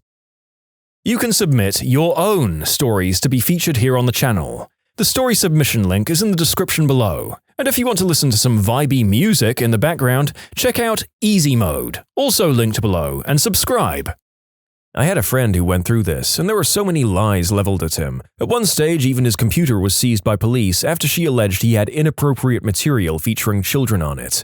It was so demoralizing. The only way he could see his kids was through supervised visits. A couple of things were in his favor, though. The staff where he had to go and see his kids could tell he was genuine. He never once reacted to his ex either, which showed his character. He'd completely lose his crap when it was just me and him, though, understandably. About 6 months in, the police returned his computer and found nothing, obviously. This was a major turning point for his case. His behavior throughout was spotless. He's actually a really gentle and caring guy. Meanwhile, his ex was racking up DUI charges, which also helped. That was around 4 years ago now. He's had sole custody ever since. Remarried to a nice girl who's their mom now. The ex just lost interest, which is sad, but good that she's not interfering also. I used to love doing chores for her because she loved being taken care of. When she stopped noticing, it started hurting. Then one day, I made a bench for our entryway out of barnwood. Took about 40 hours of work. She walked in the house after work that day and set her purse on it and proceeded to start the fight, where she told me that she was mad she got married to me. She stormed out of the house grabbing her purse. Never noticed the bench was there. I knew then, but I think she already knew. When my 2-year-old was learning to walk, he would constantly say another guy's name. Apparently, he was there from the moment I left for work until I got home. Single dad for 5 years with primary custody now. Finding her on Christmas Eve, still sending racy messages to a co-worker whom she claimed she was no longer in contact with, having been busted doing this to him previously. I cleared out of there like a blackjack dealer. When I, as the only earner in the house, was denied buying a new pair of work boots in December because she needed the money to buy vaccines for the puppies. She bred dogs as a hobby. I was a framing carpenter in Ohio. My current work boots were toast. Holes in both, no soles. I needed them. Her puppy vaccine story was bullcrap, by the way. Her hobby was dogs, but she was a pro at popping pills. That's what she needed the money for. I was done with her by March. When, after being in Afghanistan for 8 months, from May of 02 to November of 02, she was missing. She had my car. I found 2 random women with kids and pets living in the apartment I paid for. The electricity cut off, no money in my bank account, and a pay advance authorized by my commander, and a friend telling me to go easy on her because she was 5 months pregnant with his kid. Oh, and he'd had heart surgery to remove some kind of cyst from his heart just before I left. He was 23, had a pacemaker, and basically half a heart. If I scared him, he could die. I'd say that was the moment I realized. I hope you snuck up behind him and popped an inflated paper bag real aggressive-like. I found out she had cheated on me, and upon me confronting her to discuss it, she manipulated me into thinking she was about to take her own life. Then, she admitted the manipulation. I was done. She may have once been a nice person, but that's all gone now. Forgot to mention that I found out because she had left her Facebook open with a conversation about her pregnancy scares with her friend. We hadn't done the deed in a bit more than a month. When she moved out while I was camping with 2 of our sons, and there was no discussion of whether her leaving was permanent or potentially temporary in her view. My neighbor's wife screaming, "Putain!" downstairs after she caught my bride and her husband screwing in front of the fireplace. This happened to one of my parents' friends. Both couples did a swap and are now happily married. My dad cheated on my mom when I was 12. A couple of weeks after she kicked him out, my mom started dating my dad's girlfriend's husband. I hated all of them. Not my wife, but my fiancée. I just called it off because we were house hunting and she kept wanting to look at houses that would accommodate an extra permanent guest. Her estranged father who she was wanting to reinitiate ties with. But she wouldn't admit she was doing this. I found out from a buddy that she was wanting me to lay out the money for the down payment and then was going to break it off herself and fight like hell to keep the house. 2 years down the drain, but a lifetime of fortunate near miss. When I saw the text to her lover that said something to the effect of, "I miss your eggplant in my butt," and "I had some fun in the gym shower thinking of you." B-word never sent me texts like that in 10 years of marriage. I still have the text saved somewhere in the divorce file. This was not the first affair, but it was the one that finished it for me. I endured a physically, emotionally, and mentally taxing relationship for over 6 years with my first wife, 4 of which we were married for. There were many, many instances that should have caused our marriage's demise. The proverbial straw that broke the camel's back, though, was 8 days after I had major oral surgery. Due to a freak medical occurrence, I had to have 28 teeth cut out and 2 holes drilled into my sinus cavities from top of the back of my gums. She and I were in a grocery store parking lot, and I asked her not to start an argument in the store because it's a small town and I was so tired of being those people. Her reaction was to backhand me in the mouth 6 times. Or at least I counted 6 times because I'm pretty darn sure I lost consciousness. I just remember waking up when we were pulling into our driveway while she's freaking out because my face is against the window and blood is coming from my mouth like a fountain. From those of you wondering why I picked a forum from the perspective of the husbands rather than both the spouses, let me just say I don't enjoy reading stories like the last one, and they are a lot more prevalent from the wife's perspective, sadly. So try to view it less as cherry-picking and more trying not to get too dispirited with my work. This video should not be taken as an indication that women are more awful than men in these situations. When she said, "You didn't pray hard enough and that's why our son has cancer. That's why I'm sleeping with my prayer partner," that woman takes the cake for queen of rationalizations. This is the first one that made me look up and mouth, "What the frick?" I was at work and got a call from my grandparents that she had shot our dog Zoe that was laying on the bed with her. We were separated before that for other reasons, but that's when I ponied up a few grand and went to an attorney to file. I really miss her. The dog, I mean. I left for work at 6 a.m. and forgot to unplug the toaster. When I arrived home at 6 p.m., I was given the "everything you've ever done to tee me off" speech, just for leaving the toaster plugged in. I asked her what she did all day that prevented her from unplugging it herself. Another long speech about why I'm the butthole. I said something to the effect of, "Quit acting like your fricking mother." She threw the cat at me. A cat. She threw a fricking cat at me. Scuba Steve went on to live with me after the official separation and divorce. Our marriage ended after our daughter at 3 years old told us to stop yelling. When she asks me to take the kids on some errands, has kept me celibate for months, saying she just doesn't want to do the deed with anyone anymore, and once I leave, invites some guy over to tongue lash her for 45 minutes, and then drop a load inside her in the bedroom without using protection, all on the day before Father's Day. Thanks, Amy. Not divorced yet, this happened last week. Her life is in such a shambles, I'm not even mad. I was on deployment and she yelled at me for interrupting her family's celebration when I called on Christmas. The first time I thought it, I was working late and the daycare calls and asked if I'm picking my kids up. I left work to go get them, and when I got home, she was gone. Didn't hear anything from her for 2 weeks. For the second time, I'd bailed the house out of foreclosure 3 times because she wouldn't pay the bills, even though there was money in the accounts to cover it. I closed the account, handed her cash for the mortgage, packed a bag with my kids, and left. We had a trial separation and lived apart for a month. During this time, I vented off some of my frustrations to one of my best friends. Come to find, said friend was effing my wife behind my back. They both attempted to manipulate my emotions so I wouldn't think anything was suspicious, but goddamn, my intuition always had my back. Always trust your gut, folks, even when your head isn't where it should be. When I found evidence of the last affair, as soon as I heard it, I knew it was the end and there would never be anything else there. I found out on a Sunday. First thing Monday, I was scouring the internet for a place to rent. I kept her in the dark for the next month until everything was set. When she got home from work, I handed her my ring and told her I wanted a divorce, and I left.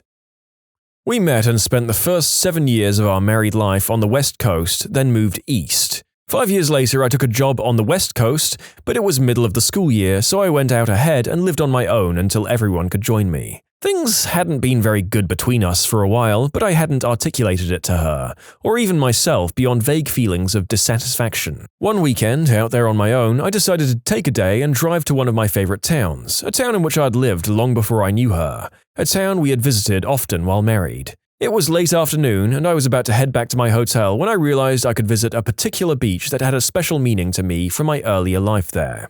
I stopped at a convenience store, grabbed a Grolschleich that I used to drink on that beach, and drove out there. Hiked out to a specific spot I remembered, sat down, popped the beer, and looked out over the ocean. And it hit me that I hadn't done that in over 20 years. Whenever we'd visit the area, I'd suggest stopping down at the beach, but she wasn't interested and would always veto the idea. I'm sure reading this it seems like the tiniest thing, but it was the catalyst for me realizing just how completely dissatisfied I was with our relationship.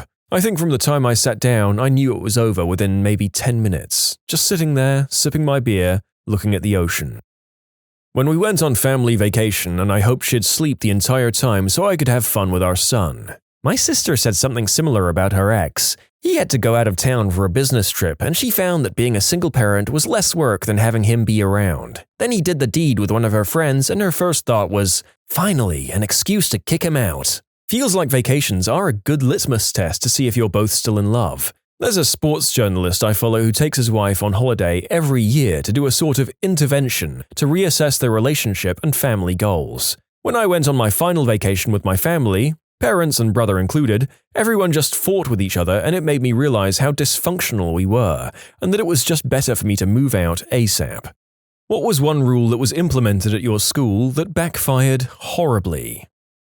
My senior year of high school, we got moved into a new school building across from the grocery store. The builders put up walls over the plumbing for water fountains by accident, so there was a huge increase in reusable bottles, and the school put up a vending machine entirely full of water. Now I suppose it's time to mention that this was in Washington State, where you can sell liquor in grocery stores along with anything else. So, some freshman got the bright idea to start stealing vodka from the store across the street, fill disposable waters with it, and sell it to other students. This caused a huge problem with a large population of drunk underclassmen wandering the halls of the school and getting into trouble. Finally, the staff got together for a meeting about what to do. Someone suggested banning water bottles. So now students had no access to water during school hours, and everyone was enraged. There were articles written about it and parents complaining. People all over town were talking about how we had a ban on water. They eventually lifted the ban, and the alcohol problem resumed. In conclusion, my school had kids selling booze in water bottles and banned water.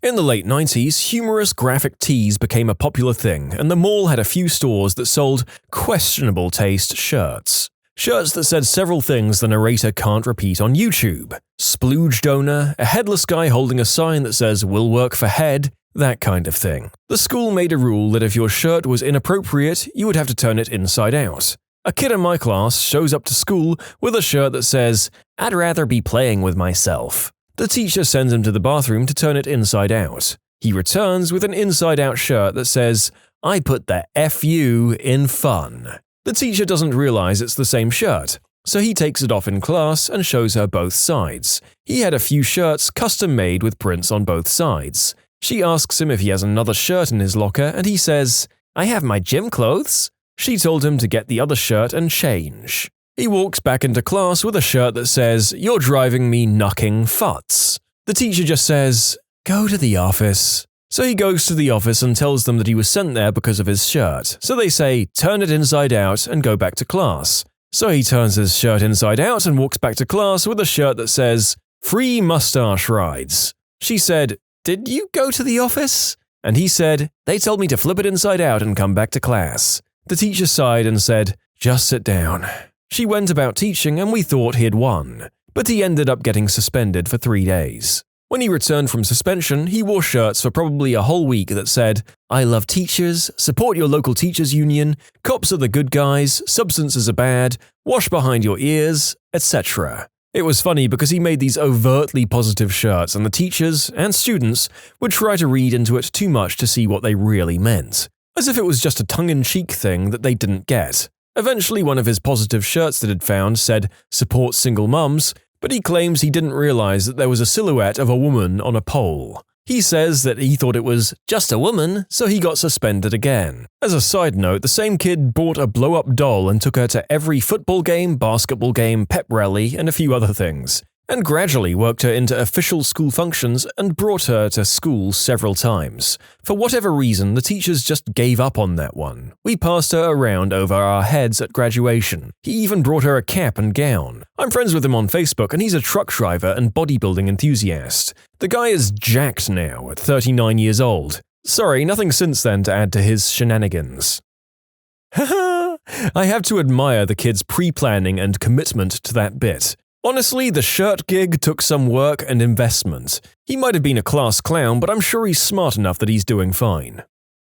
My middle school had a no-touching rule, which meant you'd get suspended for high-fiving a friend. Girls got in trouble for hugging their friends. Our teachers thought this was ridiculous and would have students high-five each other in their classes for a minute every day. So many kids got suspensions that the rule stopped being enforced and only counted if you touched a kid in a bullying situation or inappropriate way. Not sure it was exactly a rule, but my middle school once encouraged kids to not touch each other at all, to reduce physical altercation cases, even friendly gestures among friends.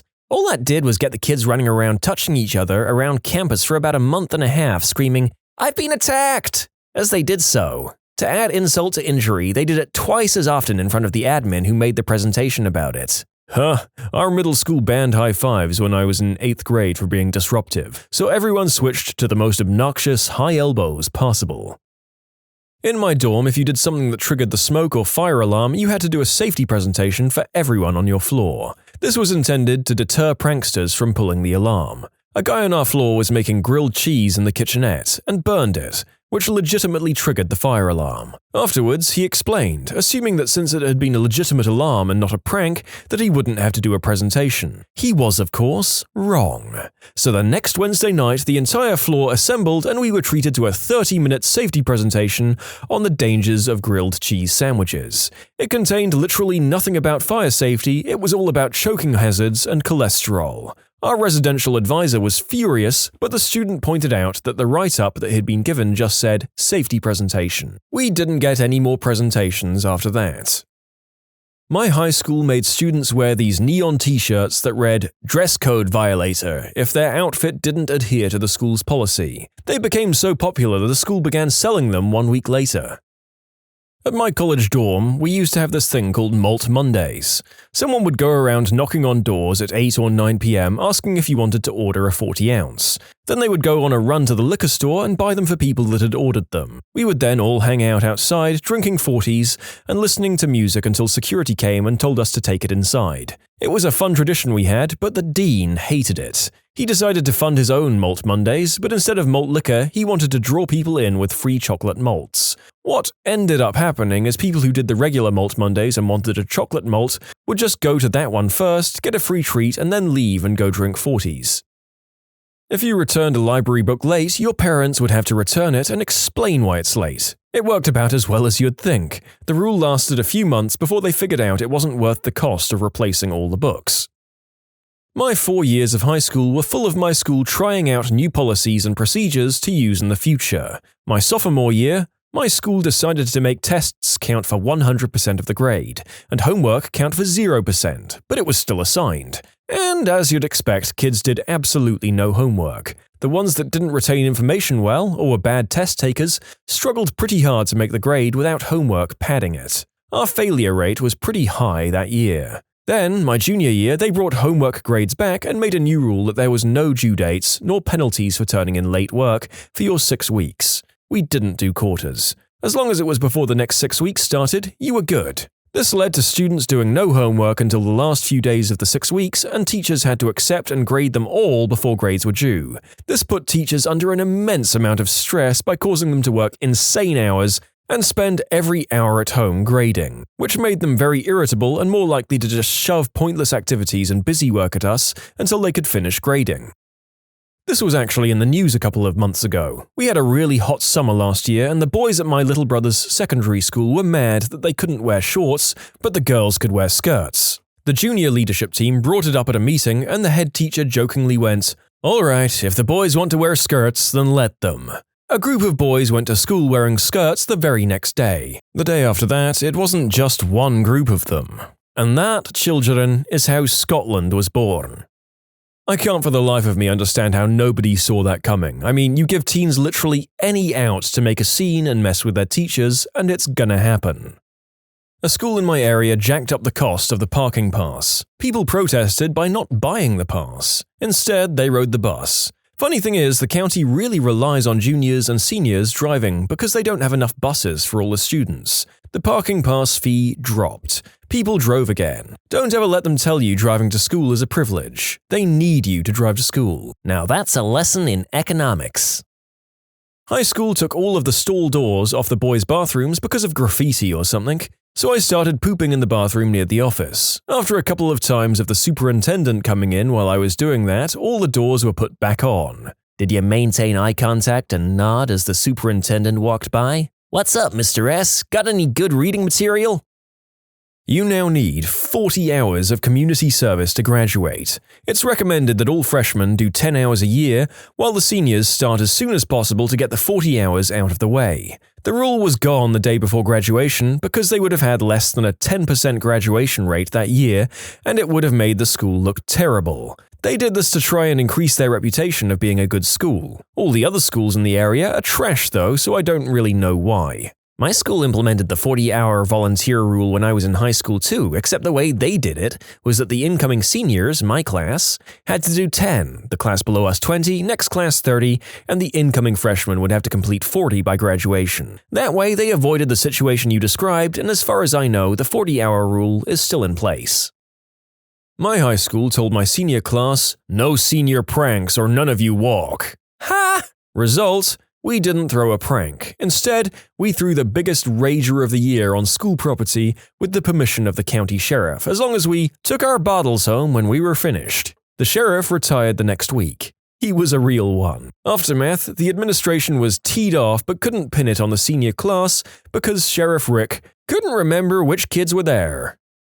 You can submit your own stories to be featured here on the channel. The story submission link is in the description below. And if you want to listen to some vibey music in the background, check out easymode, also linked below, and subscribe. They started a no chewing gum rule that made a lot of junior kids start a black market for gum. This has probably happened lots of times. One of my teachers spotted a guy chewing and gave him the usual, "Well, I hope you brought enough for everybody," whereupon he got up with a fistful of gum and started handing it out. She didn't send him to the principal, but she never tried that line again. My junior high school adopted a policy to not allow kids to loiter in groups of 5 or more, in an attempt to crack down on gang mentality. This was frickin' junior high. Anyway, me and my group of misfits, 6 of us, were always hanging out during free time, and the principal eventually stopped us and asked us to separate. I had to casually explain to him that we were not a group of 6, but 2 groups of 3 that were intermingling. People caught wind, and that rule was basically dead. That was one of the few times I had to explain to my father why he was called into the principal's office with me. "I hate to bring you in, sir, but I think you'll want to hear this. Your son has more than 3 friends. You really should be ashamed of how you've raised him." My senior year of high school, some guy in my class got an in-school suspension for wearing a headband. He had long curly hair, by the way. So the next couple of weeks, almost every guy on the football team started wearing headbands in protest. Keep in mind that girls could wear headbands, just not guys. No one really understood this rule. Did the rule get removed after the protest? It did. They tried suspending a couple of the guys on the football team, but as with most places, football was so important that they couldn't suspend everyone because this took place right in the heart of football season, so they eventually just gave up. When I was in high school, a guy on the football team got suspended for fighting. A few of his friends started vandalizing places around campus in protest. They used paint and markers to write messages about getting the suspension revoked or letting him free and other bullcrap. Anyway, the dean was super teed off. He called an assembly and ranted about how much trouble these people were in, saying the police were already involved and expulsion was a serious possibility. Well, when the 3 guys were caught, it turned out to be the star quarterback, star running back, and star lineman. I think they only ended up having to pick up trash after school for a couple of days. Yeah, this is funny but also incredibly unfair. I remember that an otherwise well-behaved kid could get lunchtime or after-school detentions for their first offense. But the kids on our sports teams, who were often not very well-behaved, could regularly get off with nothing if there was an important game that week. Complete horse crap. A local pharmacy was built on the same street as my school, and local pharmacies got robbed a couple of times a year where I live. To make our school more secure, they started locking every door and making it punishable by detention for any instance of a student opening an outside door for someone else during school hours. Everyone had to go through the front door to the lobby to show ID and sign in before they got into the actual school. I liked how secure the school was, but when our principal was walking superintendents around to show them our new media production and medical sciences wing of the school, they got locked out after stepping outside to look at an outdoor set. That spot was on the complete opposite side of the school from the front office. During class change, they tried knocking on the door to get a student to open it. Everyone ignored them and then followed the rules. These old men and ladies had to walk around the school in 95-degree, 90% humidity weather, sweating their suits off. Our principal did commend all the students for following the rules at the next school assembly and said he was proud to show how safe the school was. Cool dude. We have a similar policy where outside doors are locked and people have to be screened in through the front door. The only issue is when you come to the front, they just let you in without checking any ID or anything. It's just extra walking. No running during recess. The rule was made because some kid in the 2nd grade ran and tripped. So for whatever reason, they restricted running for all grades, kindergarten through 5th. Everyone should know that when you ask a 5 to 10-year-old not to do something, that's the next thing they're going to do. They started running in the halls, the cafeteria, the classrooms, and you bet your butt they ran outside. After a week, the teachers stopped enforcing it and everyone stopped caring. Kids need to run. They just need a designated time and place for it. Something like a break in between classes designed for physical activity, maybe. An insane amount of time and hand-wringing went into my office's dress code policy. When the final draft was ultimately released, every department head had a valid reason why their staff should be exempted. So the policy wound up only affecting myself and the guy that insisted on making the policy. I violate this policy on a daily basis. When I was in kindergarten, during the morning announcements one day, they came on and said, "And please, no throwing snowballs. There's a chance you might accidentally get some rocks in them." And you could see the faces on all 20-something students, the realization of, oh my god, we could put rocks in them. Haha, kids are such buttholes. I went to a private school for elementary where uniforms were strict. If you didn't wear a belt, you'd go to the principal's office and he would make you use a shoestring. Well, when he opened the drawer, there were like 6 different colors and everyone thought it was really neat. So for a short period of time, there were a bunch of kids coming to school with no belt so they could wear their lime green shoestring belt. My high school has a policy where you couldn't wear hats at school unless the school's mascot logo was on it. So a bunch of people just bought a patch of the logo and paper-clipped them to their hats. In my high school, they banned backpacks in classrooms. Everyone was teed off. Some girls started bringing bigger purses to put their books in, so a bunch of dudes brought their mums' purses in and were using those for school books. Administration and teachers got upset because we found loopholes, so they banned purses too. At which point, a bunch of mums got upset because their daughters had to carry around sanitary products and other stuff in their coat pockets, in addition to all of their books, notebooks, calculators, pens, pencils, and whatever else they have in those purses. Finally, the school let everyone have their backpacks back. They made a new rule where we had to ask permission to use the restroom during lunch. We all coordinated and the whole cafeteria would raise their hands at once and request to go. They responded by sending us 2 at a time. We did this for a few days, then changed our procedure to everyone just getting up at once and going to the restroom without permission. They didn't ever officially do away with the rule, but the teachers on duty at the lunchroom just stopped enforcing it. Zero tolerance, which means if you're involved with fighting, you'll be kicked out. No questions asked. They thought it would mean no more fighting. No, it means that if the bully is beating up a kid, no one would step in for fear of involving with the fight and getting kicked out. No one would snitch because it means the bully will target you next, and now you're involved in fighting and get kicked out. It's a crap policy. I remember reading once on here that some kid was getting bullied and not even fighting back. He fell victim to this, so the parents went into the principal's office to talk to them about it. They reiterated what this zero tolerance meant. So the dad turns to their son and says, "Okay, next time they bully you, absolutely destroy them. Break their faces." What? You can't tell them to do that. You just told my son that no matter what, he's going to get suspended. So this is what he has to do to protect himself. Yeah, I can see the argument for this kind of policy, but it really has to be enforced by security cameras or a really vigilant investigative process after the fact, to make sure that victims aren't the ones who end up getting punished. My high school attempted to ban trip pants and the like. However, due to a hilariously overlooked typo, the student handbook that got sent to students and parents just said, "Students may not wear pants." We had a good laugh and it made the local news. Unfortunately, this does show the quality of high school I went to. I wasn't ready for college. Students may not wear pants? Shows up in a kimono. Or interpret it the British way and go to school commando. Though that's really unnoticeable. My high school had a really bad problem with students showing up to class 5 minutes late every day, so they tried 3 different solutions. First, they stopped letting us use lockers. They quickly found out that just meant nobody brought their books to class. Next, they decided to ban the use of restrooms during class periods. Teachers started complaining about everyone asking for a bathroom pass as soon as class started, so that was abandoned after a week or so as well. Lastly, one week they made a ton of announcements Monday through Wednesday that all students were to be on time for class. Then on Thursday, they suspended any student who was late for insubordination. Turns out that included half the football team. This occurred right before the biggest game of the year. In a town of like 4,000 people, this game attracts 16,000. So yeah, they gave that up as well.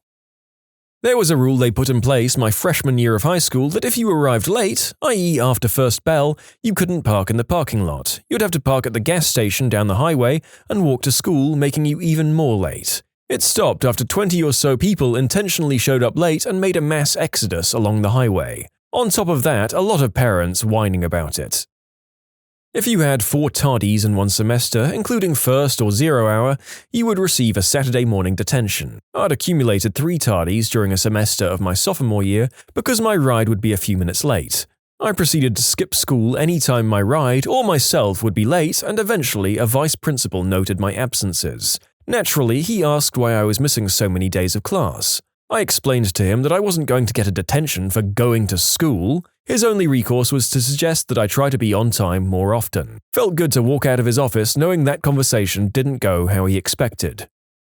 We implemented the buddy bench for lonely people to sit on and make friends. It was pretty damn expensive and nicely decorated. Someone stole it. As an adult, I love that idea in theory. As a former high school student, I fear for the safety of the poor kids who are so lonely they'll sit on a bench that specifically isolates and highlights their loneliness. Yeah, that sounds like a nice idea if you're talking about confident adults who just happen to not have someone to have some small talk with and want to do so. I've seen the same thing in public transport stations, and I often see like an old man or something sitting there just looking to have a short, nice conversation while waiting for the train. For kids going through puberty, though, people will think it's sad and it'll just isolate them further.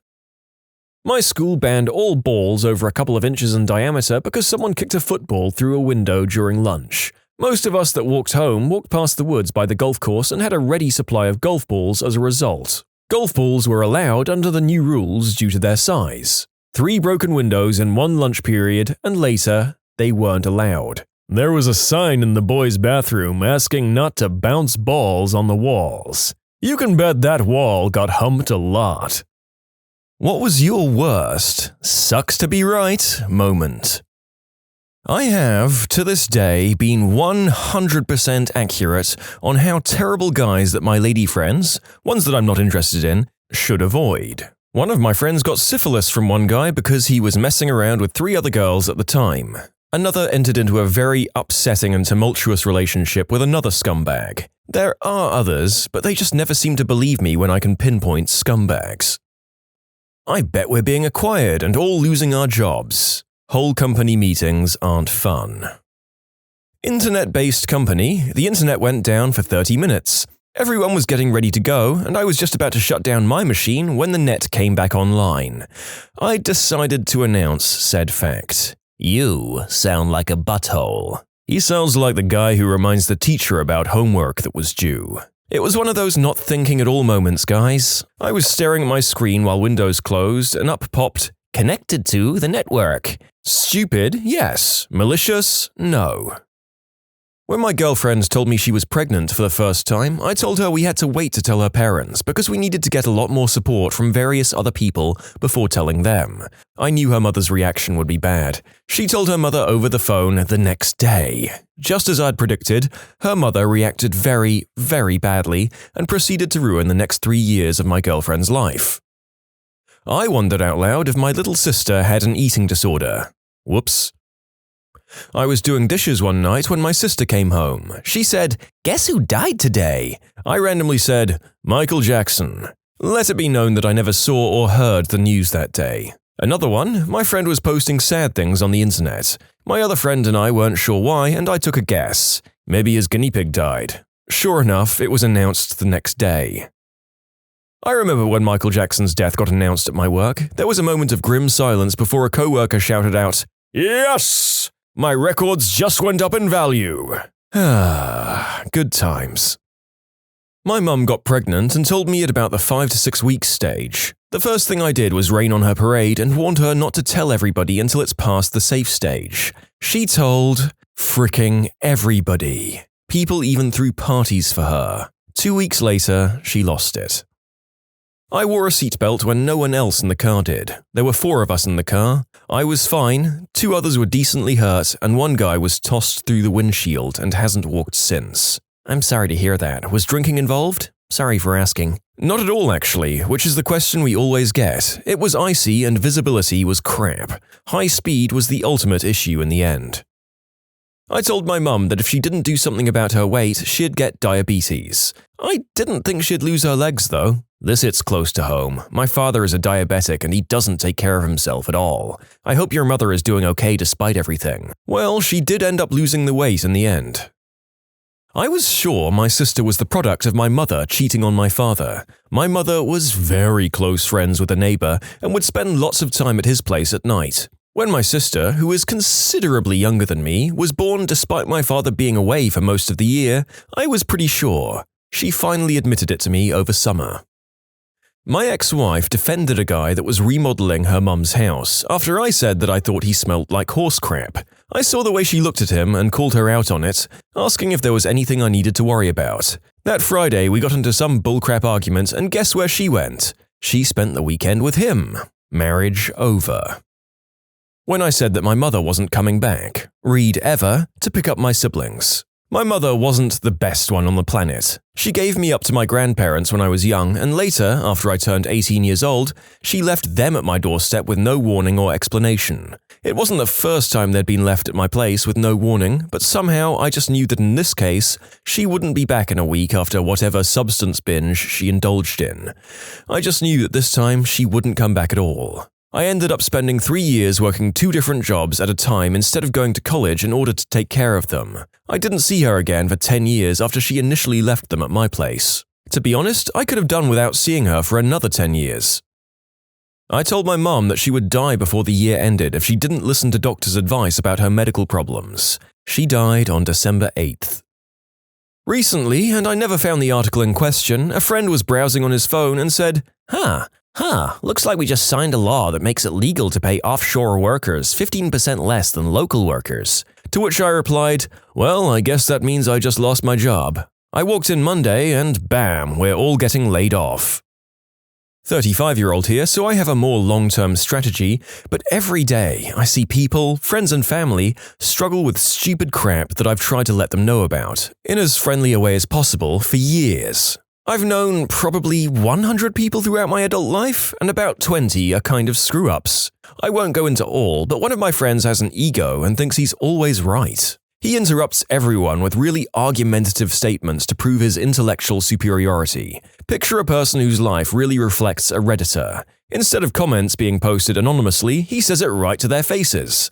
I knew this guy, who is damn smart, 99 percentiles in every test, yada yada, and would suffer from unemployment and relationship issues. He's been like this since he was 19. He's 36 now and just struggles with life. He's unemployed because every boss hated him. He goes out with girls on one date and then gets incredulous when they aren't into him. He goes on a date with a nice girl, but since she's not a knockout 10 out of 10, he dismisses her. I saw this in his early 20s and I knew he would suck when life got serious. And it did. And what really sucks is that he's a really nice guy who means well. I try to help him out and steer him to humility, openness, and pleasant conversations, but to no avail. Despite what I've said, he's a good friend who really deserves better. And yes, it freaking sucks that I'm right. This is one of the few times that I've wanted to be wrong in terms of reading a person. Check out the woeful prophet here. Honestly, it can't be easy making friends with the kind of person who calls people on their crap either. It's gotta be a lose-lose, right? I thought my ex was cheating on me, and well darn, I was right. Same. My girlfriend and I worked together at a bar. Sunday we were working and she's flirting with a wine rep. I called her out on it and she tells me to calm down. Wednesday, I get off work and she didn't come home until 3:30 a.m. I found out she was out with the same wine rep all night. Yesterday, I broke up with her. It sucks to be right. She was later fired for being too drunk at work on a Sunday. Bullet dodged. When I was in high school, I thought my secret crush was a person playing a prank. Oh, right in the nostalgicals. When my ex-wife was acting strangely after a year clean, I found Lortabs and Vicodin in her purse. One day, after talking to my friend on the phone, I get this niggling feeling that something wasn't right. She had been depressed lately, but suddenly she was cheerful and happy. I was really worried she was planning something stupid. She ended things that night. I'm really sorry to hear that. I've heard before that if a person like that is suddenly in a positive, outgoing mood, it can be attributed to the fact that they're happy to know their time will soon be up. Simply devastating to think about. Hung out with a former coworker I hadn't seen in a while. He told me he liked to stand on the train tracks until he heard or saw a train coming, and that he'd been waiting longer and longer to move. I told him it was a bad idea, but didn't make a big deal about it. A few months later, he waited too long. My mum was a severe alcoholic who also happened to tend bar. About 6 years before she passed, she started to have seizures while in withdrawal. Electrolyte imbalance in my best guess. She had one on a concrete floor and it fractured her L2 and L3 vertebra. When this happened, she gave up on life. She lived with her father, laid in bed 22 hours a day, and tried to fight for SSD. She put on a lot of weight. I tried and tried to pull her out of this hike she had created for herself. I offered to take or pay for classes with her, tried to involve her with my social life, my wedding planning and the like, to no avail. Always an excuse. Suddenly, she was in contact with a guy from her past. They'd dated when I was 6, so this is about 20 years later. In 60 to 70 days, she dropped about 50 pounds, swimming 8 hours a day. She changed her looks, basically started taking care of herself, in preparation for meeting up with him in his home state. Which would have been great, but it struck me as wrong. She wasn't doing it for herself, it was for him. She was supposed to go for 15 days, but she kept delaying coming back. So much so that she missed my wedding. When she came back, she showed up at my place with a celebratory bottle of champagne. I refused to drink it with her, as the doctors told her 6 years ago, "You either keep drinking to avoid the seizures or go cold turkey." I am not an enabler. This started off as a conversation that led to me expressing my fears. She went atomic on me and left. Off to Florida, into the arms of this guy. She was with him for 2.5 months, then had a seizure, came home, and died. And I am so freaking mad at her. I can barely think about her without my throat closing up. The worst part is, after she died, everyone who cared tells me they could see it coming. Really? Really? Why didn't you say something? Maybe if you all had, she might have screamed, yelled, or even cut you out of her life, but at least she might be here. That and my brother and sister telling me they drank with her. In conclusion, I told my mum I was afraid of what might happen if and when her relationship didn't work out, and that relationship ended 3 months later, and my mum died 2 months after that. Fricking alcohol. You can submit your own stories to be featured here on the channel. The story submission link is in the description below. And if you want to listen to some vibey music in the background, check out easymode, also linked below, and subscribe. My wife's family has this ongoing drama with the oldest sibling, her sister who is 32 this year. The sister, who we'll call Sarah, decided to marry a 20-year-old smackhead, literally, 2 years ago. For some reason, she thought that marrying him would change him. Big surprise, it didn't. Myself, along with every other member of the family, tried to tell her that just because she married him, it didn't mean he'd stop cheating on her, abusing her, emptying her bank account, stealing her crap, and then disappearing for an entire week at the time.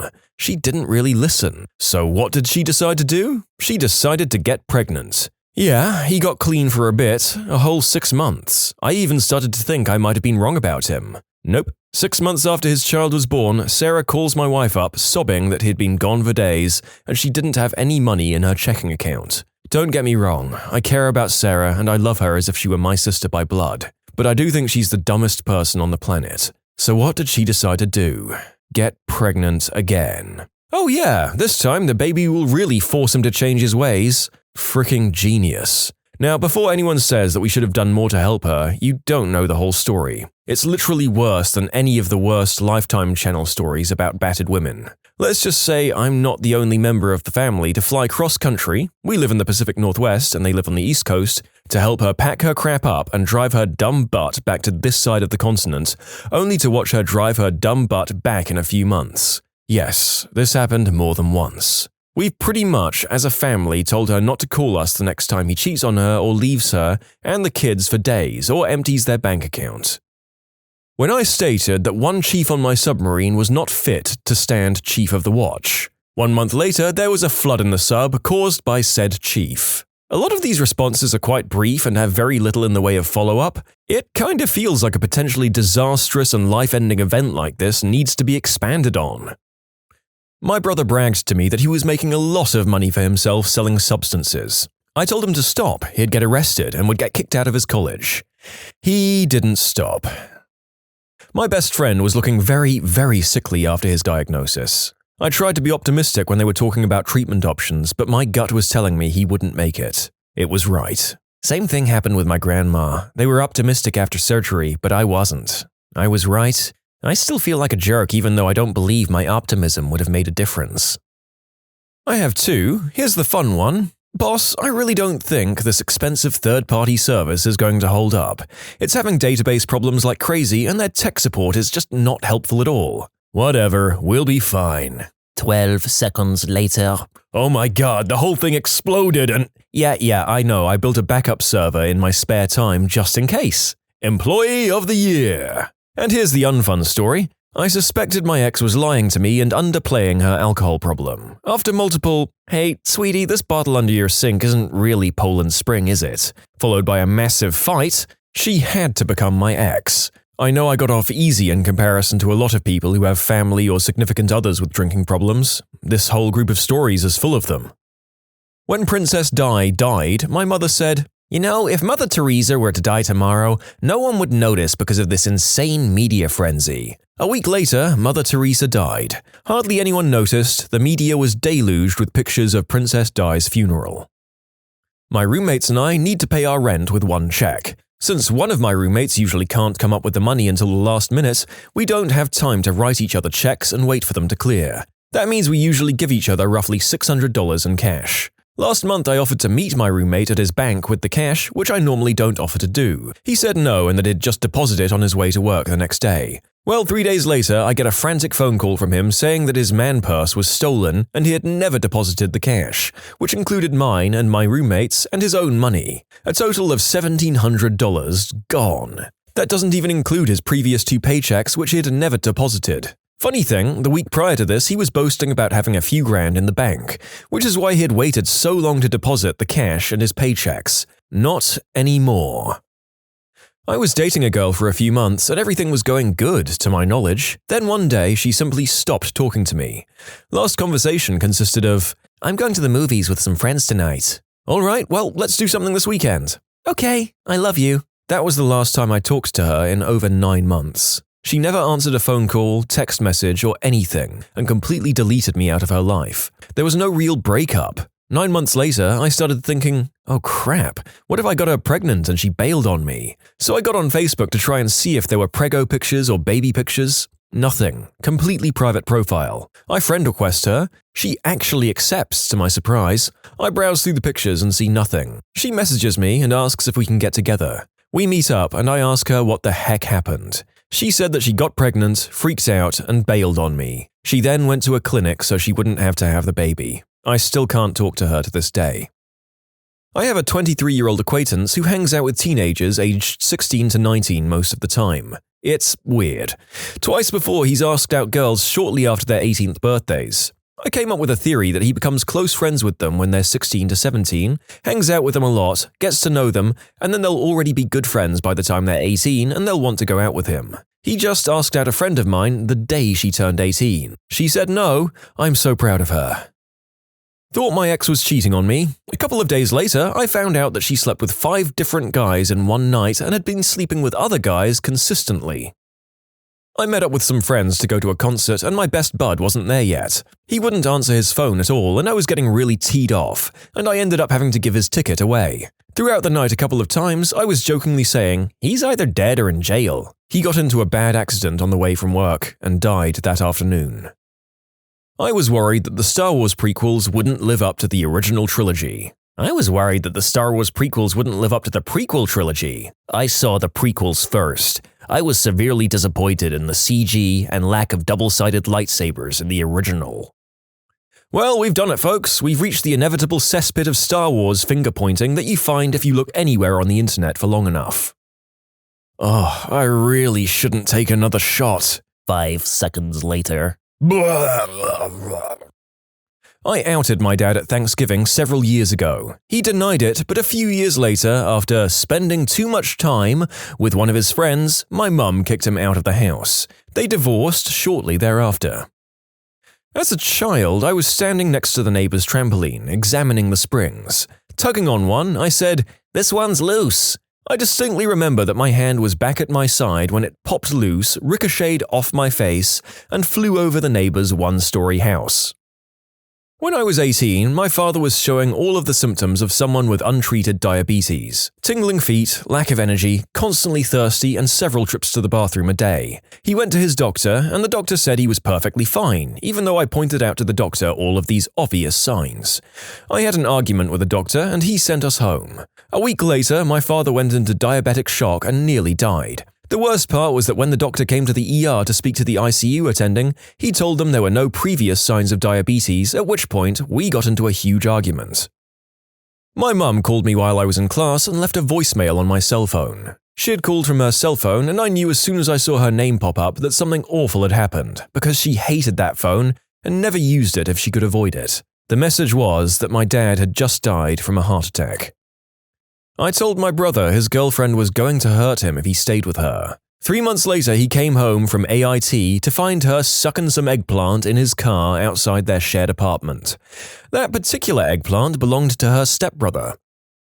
I didn't think a girl liked me, so I asked her out. I was right. Well, at least you got an answer. To me, not knowing is worse than rejection.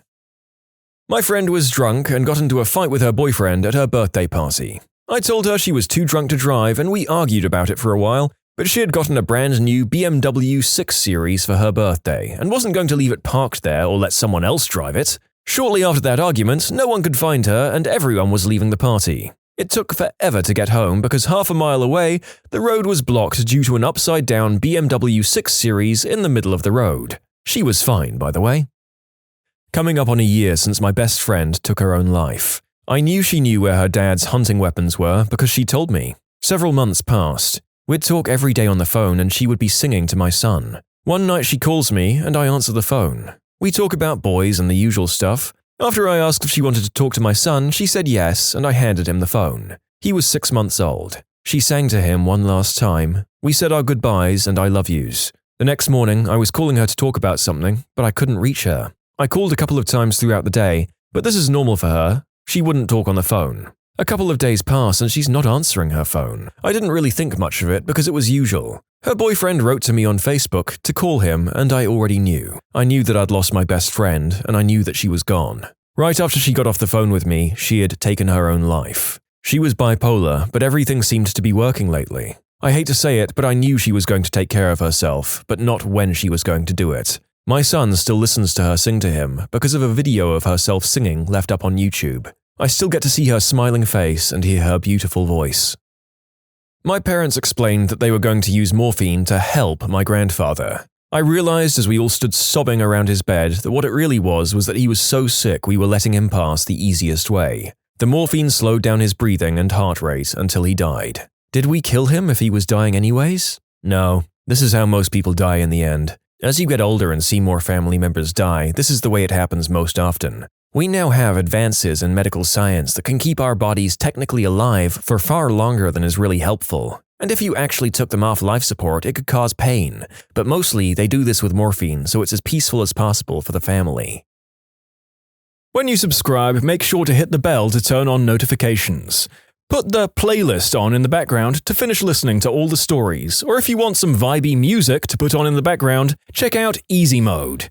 If you like Am I the Genius, give Am I the Jerk a shot. Everything linked in the description.